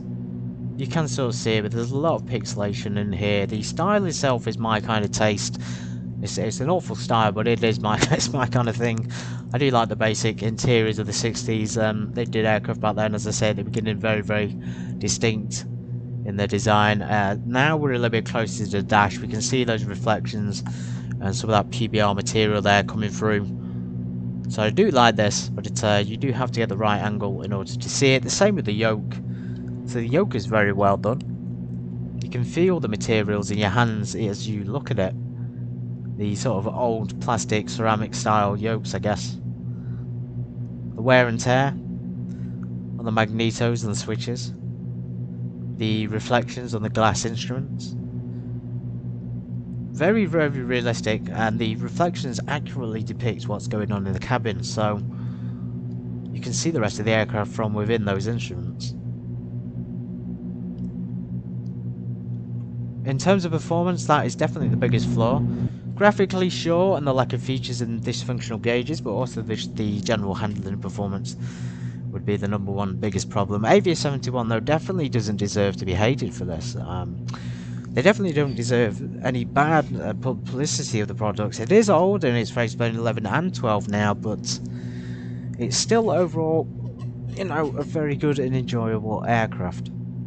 And it's certainly a unique twin turbocharged piston, which you're not going to find many of on X-Plane 12, if any at all, to be honest.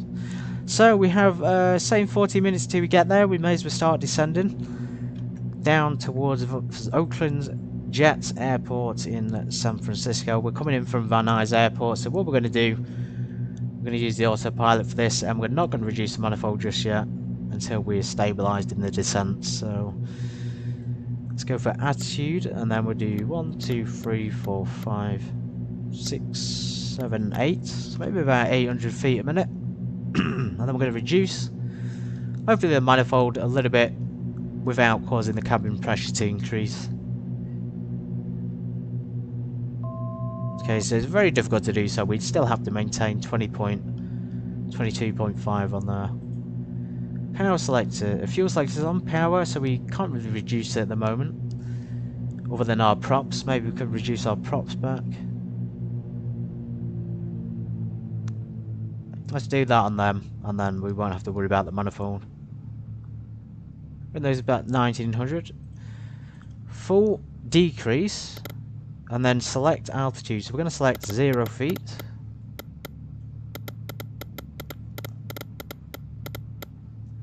And then the aircraft should descend soon, so we rotate it. We'll do about 500 feet a minute descent rate in the cabin.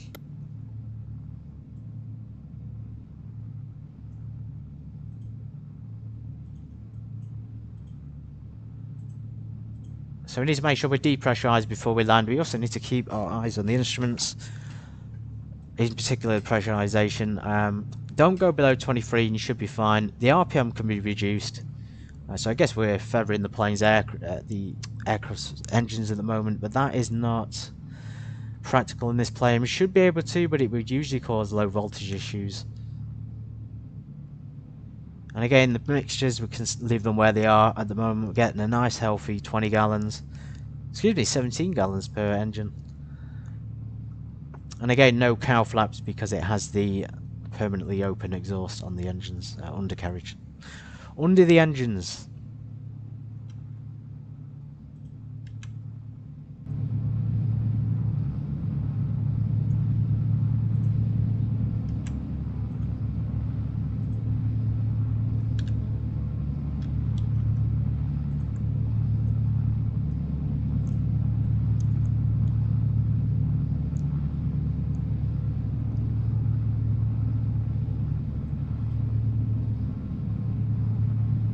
Okay, the wind in San Francisco is still pushing down to, it's very, very mild, if at all.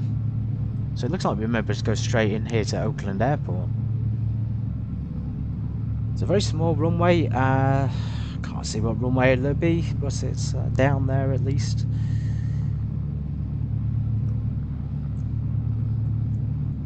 we can track the VOR. Oakland VOR DME on 116.8. Let's tune that in. We are already tuned in, brilliant. So 116.8, 45 nautical miles.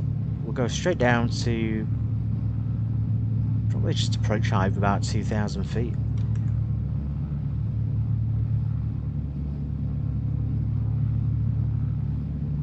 And it looks like we'll be landing on, we got the runway. So we have an ILS 12, runway 28. I think it's probably going to be 28 ILS. Although we are got visual conditions, we could probably do a visual approach. VOR runway 10 is an option. I am of course using the charts on ChartFox of the guys, not ChartFox, SkyVector's charts, which come available for the United States. So we're able to see Oakland San Francisco Airport. We can see the airport diagram. So I'm kind of looking at runway 230 here, or possibly runway 28. This might get us a little bit closer. We have got Oakland maintenance and general aviation parking towards this side. So yeah, 28 left or 28 right is the option. I think 28 left looks a little bit on the longer side, so we'll take that. We'll get off by Juliet or Papa and taxi to GA parking at Oakland. And again, if we want the approach charts, so 28 right.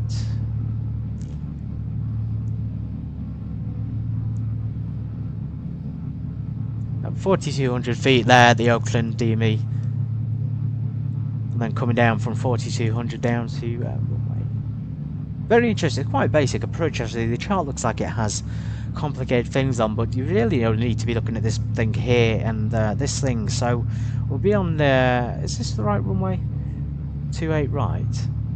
Yeah, so we're coming inbound on this course here at 098 to the localizer, and then we'll be turning. I wonder why it says 098 there for runway 28.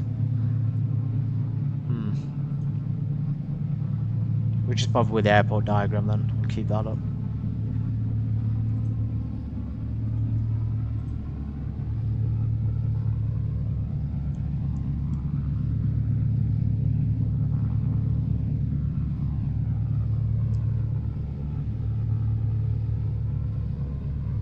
Let's bring these props right back. Trying to get the speed down a little bit so we can descend quicker. Okay, Pito's still on. Let's get prop the ice on because we're going to go through the clouds here. We have got some kind of defog. I'm not sure if these are functional or not.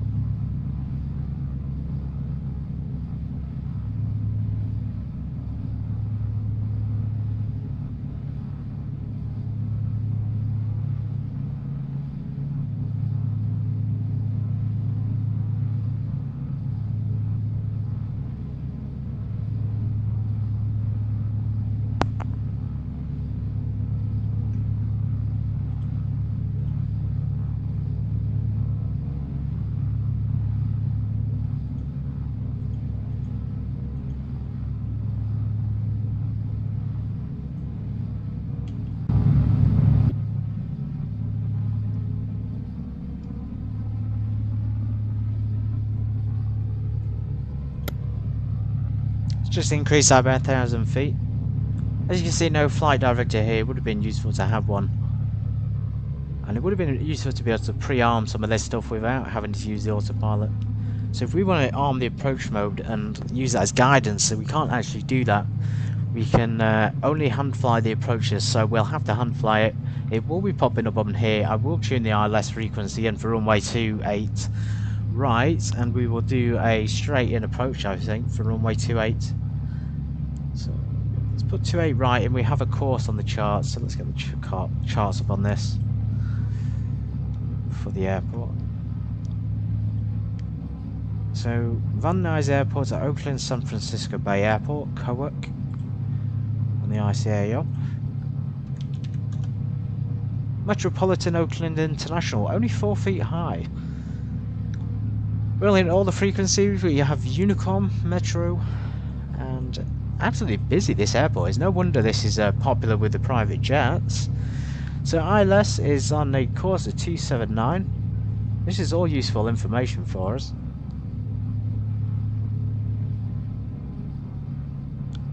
So 279, and then we need 109. Believe it or not, it's actually already tuned into the localizer 1. That's very odd.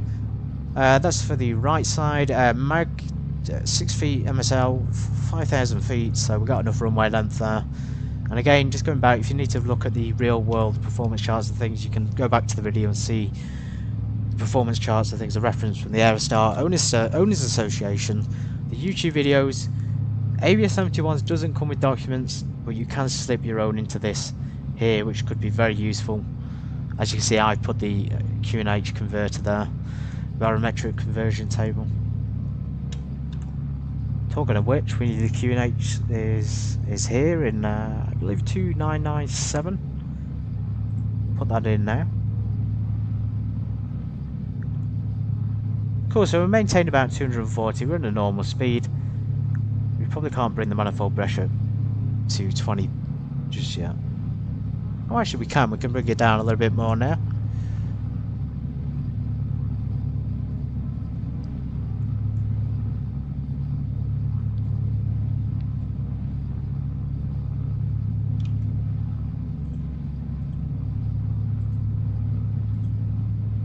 Yeah, it's a lot closer than I thought actually. I don't know if that distance is right in the DME, it's saying 16 nautical miles.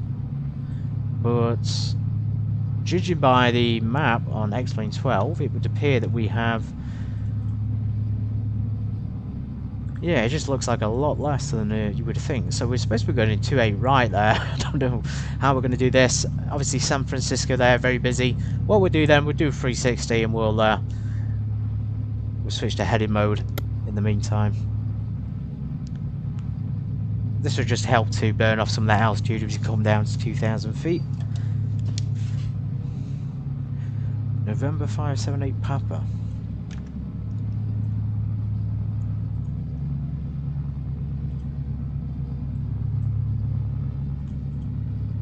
November 578 Papa. Oakland traffic. I'm descending now to 2,000 feet. Expecting the ILS runway 28 right. Not sure how effective that call out was. Guess I just want to give traffic in the area my intentions, and then what I'm going to do, everybody, to make this interesting, I'll use the instruments for reference, but I will hand fly the approach. So the ILS will appear down here, and it can be a little bit tricky to understand this.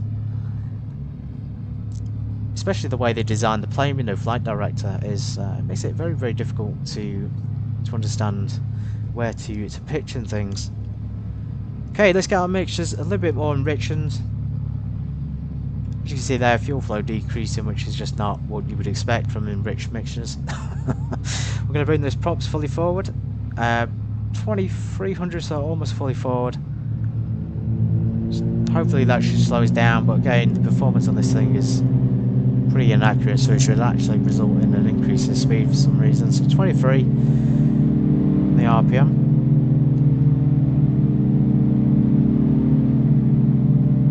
Bring that manifold back a tad, and we can increase the depressurization now to about 1,000 feet a minute.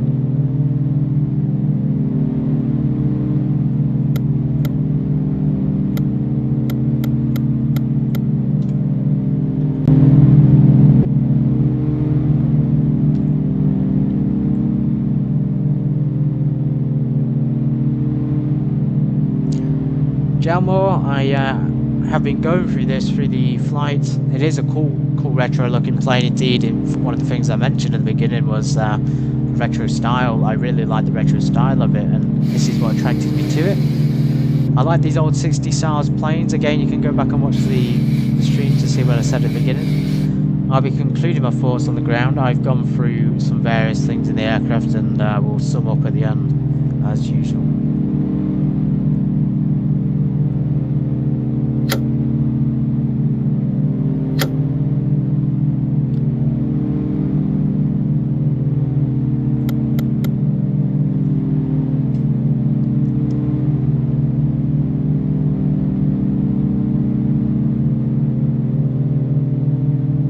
That manifold way back now because we're going extremely fast.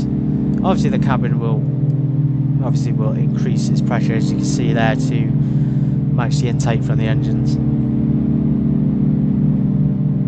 We are coming to 7,000. We're going to do a little bit of a right turn here. We're going to try and become opposite direction to runway 28 right. The RLS is tuned in, so we should be good to go when we come down. If we switch this to localizer, this should be pointing into runway 28.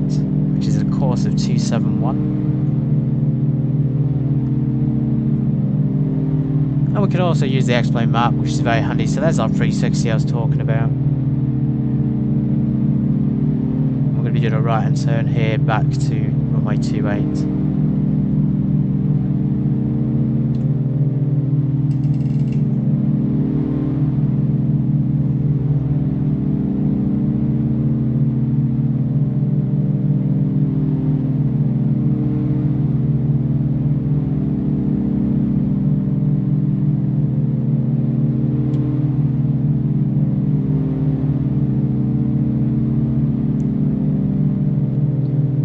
Okay, we've got the IFR conditions, 8,000 feet.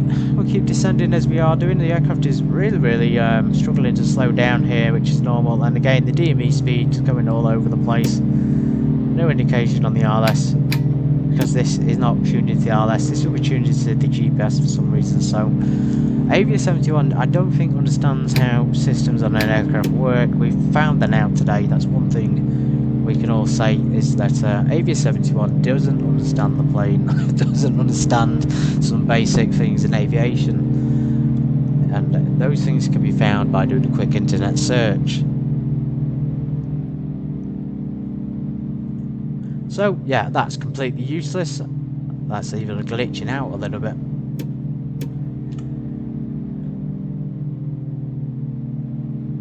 Hopefully we push through the clouds and we slow down, because our speed is excessive at the moment. Let's bring those manifold pressure right back.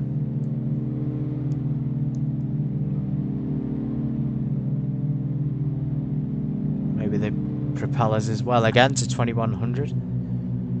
So you see how much engine management is actually required, which is not reflective of the real world Aerostar. You would not need to be this minimal on power on descent, even at 2,000 feet a minute, which is quite a lot.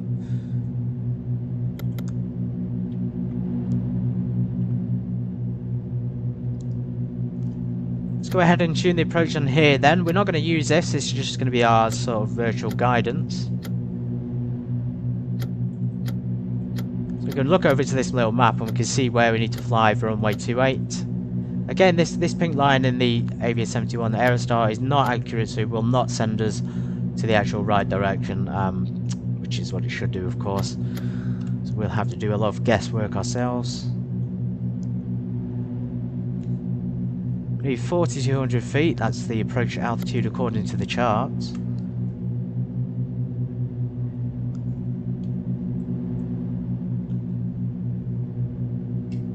And pressurization, so we are in fact depressurized. We're going to be depressurized fully hopefully by the time we land.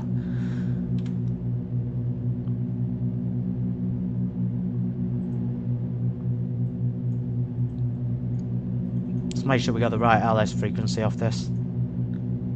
199, that's correct. So here we are, we're going to intercept this thing, and that will give us the approach then for runway that we need. I'm going to keep descending, but very slowly. So attitude again, 1, 2, 3, 300 feet a minute will be fine. We'll bring those back to 1500, we'll maintain 1500 manifold, we'll put the props to 2300. I'm not sure if this aircraft has the reverse loading issue, but again I'm going to do some more research into this because it is a fascinating plane. If you're looking for a high quality rendition, they should probably check out 828 Simulation's recent release. This Avia 71's version is not by any means awful, but it is certainly getting onto the borderline of unacceptable and very, very poor in many places. Because of that, you know, it's going to be hard to say that it's a great plane at the end here when we sum up. I know I'm trying to be as polite as possible throughout the stream without upsetting anybody, but realistically, the developer will not be watching this because they have no intention of continuing development on the aircraft. It is what it is.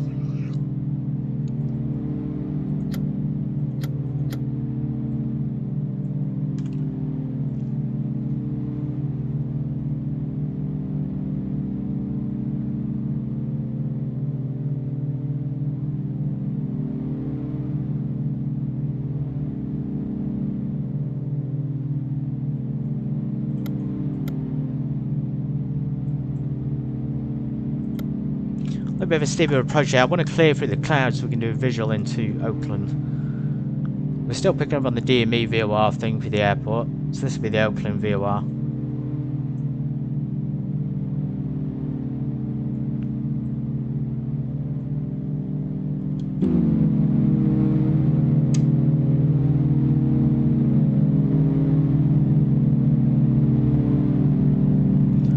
Let's do our checklist. We're going to continue with a full checklist flight. So safety belts, everybody strap in, strap on, be prepared for a pretty flat landing probably. The landing lights are on, pressurization is good. Fuel boosts, we switch those on. Fuel selectors are currently onto both to the on position for the engines. Landing gear down below 157, so we still have to lose some excess speed before we can do that. No crossfeed warning light. And then we'll check our brakes and hydraulic pressure. So the flap speed thing there is a little bit incorrect as well. So this 175 seems a little bit too fast. And then 23 to 2500 on the RPM.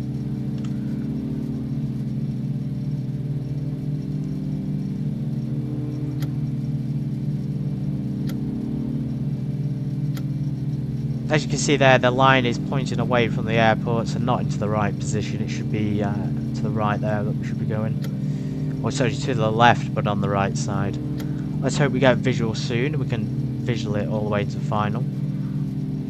Well, we've missed it. So if we were following, as you see, this line here, I kind of would be in the right direction, but we'll take control and find it ourselves. Keep descending through, we're going to turn, we're going to keep our eyes on the controls. Let's get a notch of flaps. I'm going to put the props a bit more forward until we can maintain full forward, and then we'll be able to go in for a landing. This might be a go around. Temperamental on the controls, going to be steady, not a lot of input is required, guys.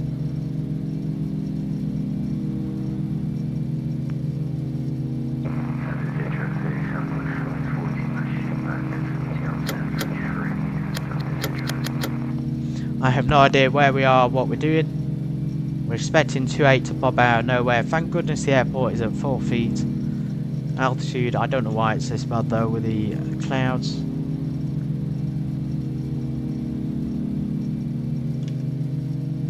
Oh, this is fun, isn't it? This is fun. This is going to be interesting. If we crash, I just want to let you all know it was a great flight and I enjoyed it. Oakland traffic, November 578 Papa has descended through clouds to 28 right, Oakland traffic. Honestly guys, like, the instrumentation is not great here. We can't really see where the ILS is on the instruments. We might not be on the glide slope, but we should still be able to pick it up, and it should still give us an indication there of where we are. Let's get our gear down.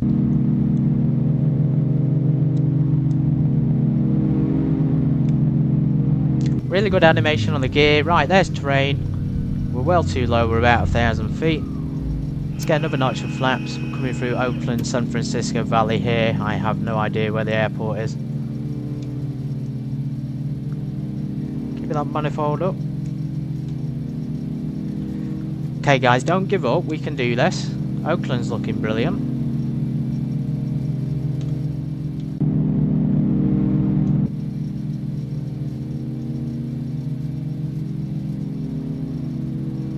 Degrees of flaps, gear down, landing lights are on. I'm trying to use the map on X-Plane, but I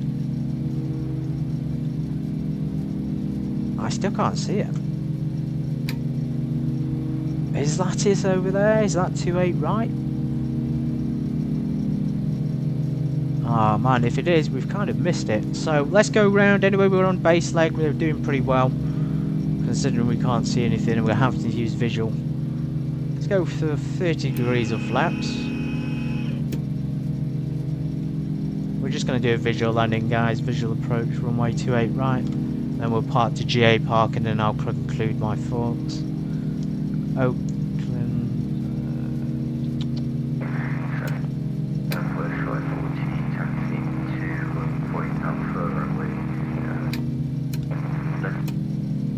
The radio is not transmitting for some reason. How does that? There we go. Transmitting and receiving. Oakland traffic November 578 Papa is short final, runway 28 right. Full flaps, guys, ready for this landing in the Aerostar 601P. Beautiful plane, beautiful plane.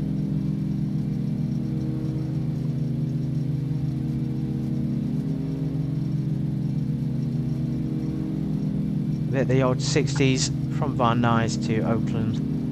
A real throwback and the brand new Grantham CPT aircraft. Our hangar's going to take a hit after this one because this aircraft needs a lot of work on it.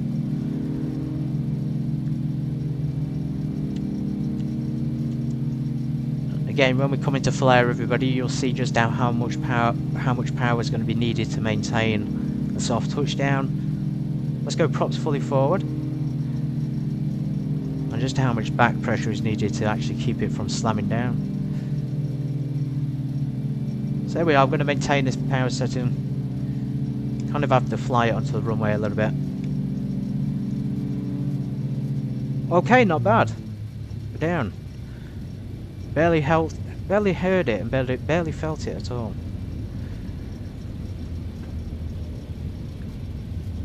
That was so smooth.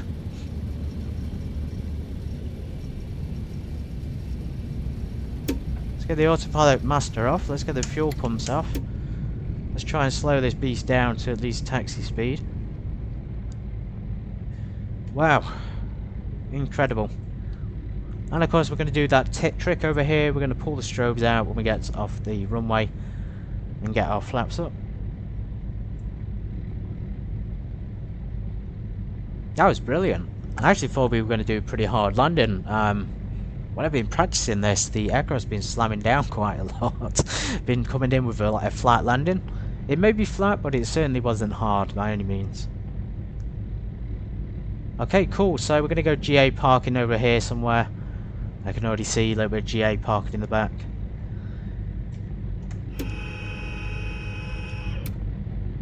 Let's just watch those flaps come up. It's a nice slow animation on the flaps.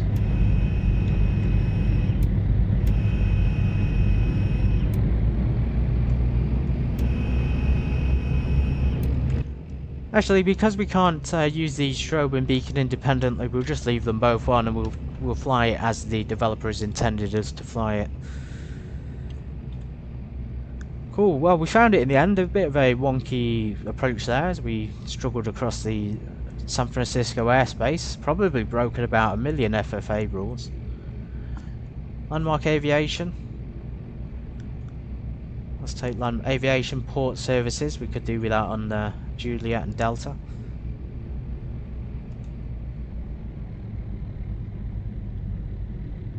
That was nice and fun, and we will watch the replay, everyone. Standard Grantham CPT tactics. Transponder to ground mode.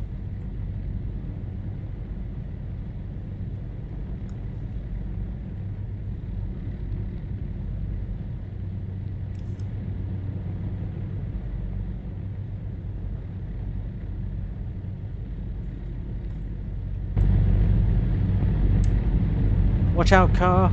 Oh no! Oh, that was close, wasn't it? Oh wow, we got, what have we got over here? We got some hangars. A nice little space over here actually to park our plane. Let's go inside the hangar. Wow, I'll be flying back to Oakland Airport, and I'll be flying from Van Nuys Airport in the future as well. Let's go ahead and get these instrument lights off.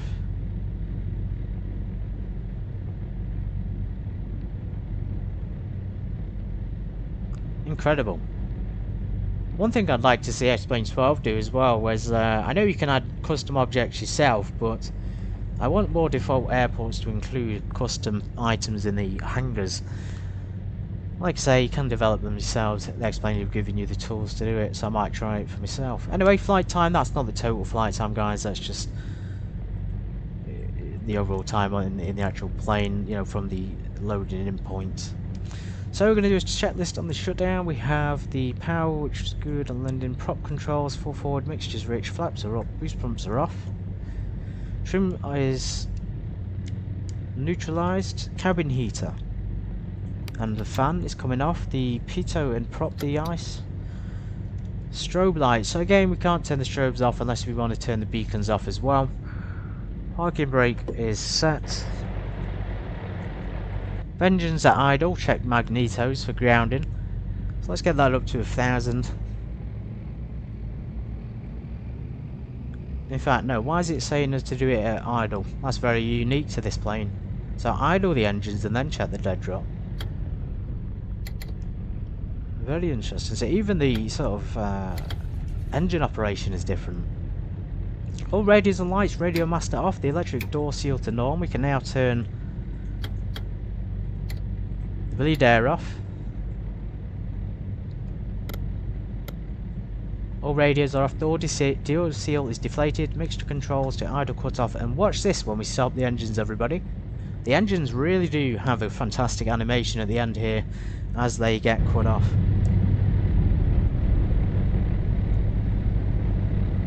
Isn't that cool? They've even got the wobble there as it bounces back. That's very nice. I do like the engines. They've done a very good job with the engines. So engine stop, left and right magneto switches come into the off position. Fuel selectors to off. Alternator and battery. So we're going to turn the lights off and things because it isn't on the checklist. So lights off. Headset off, alternators and batteries. Well, we're here, everybody. Nice private hangar for our new Aerostar 601P by Avia 71. Let's go ahead and I'm going to conclude now, guys, and this is going to be the summary.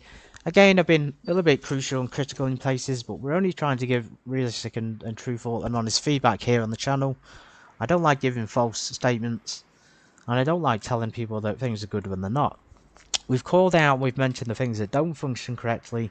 And the things that I do enjoy, that classic retro feel is definitely one of them.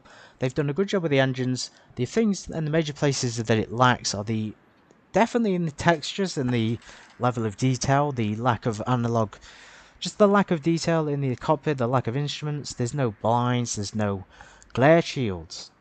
A lack of features like that, and a lack of functionality in the instruments that were already in it.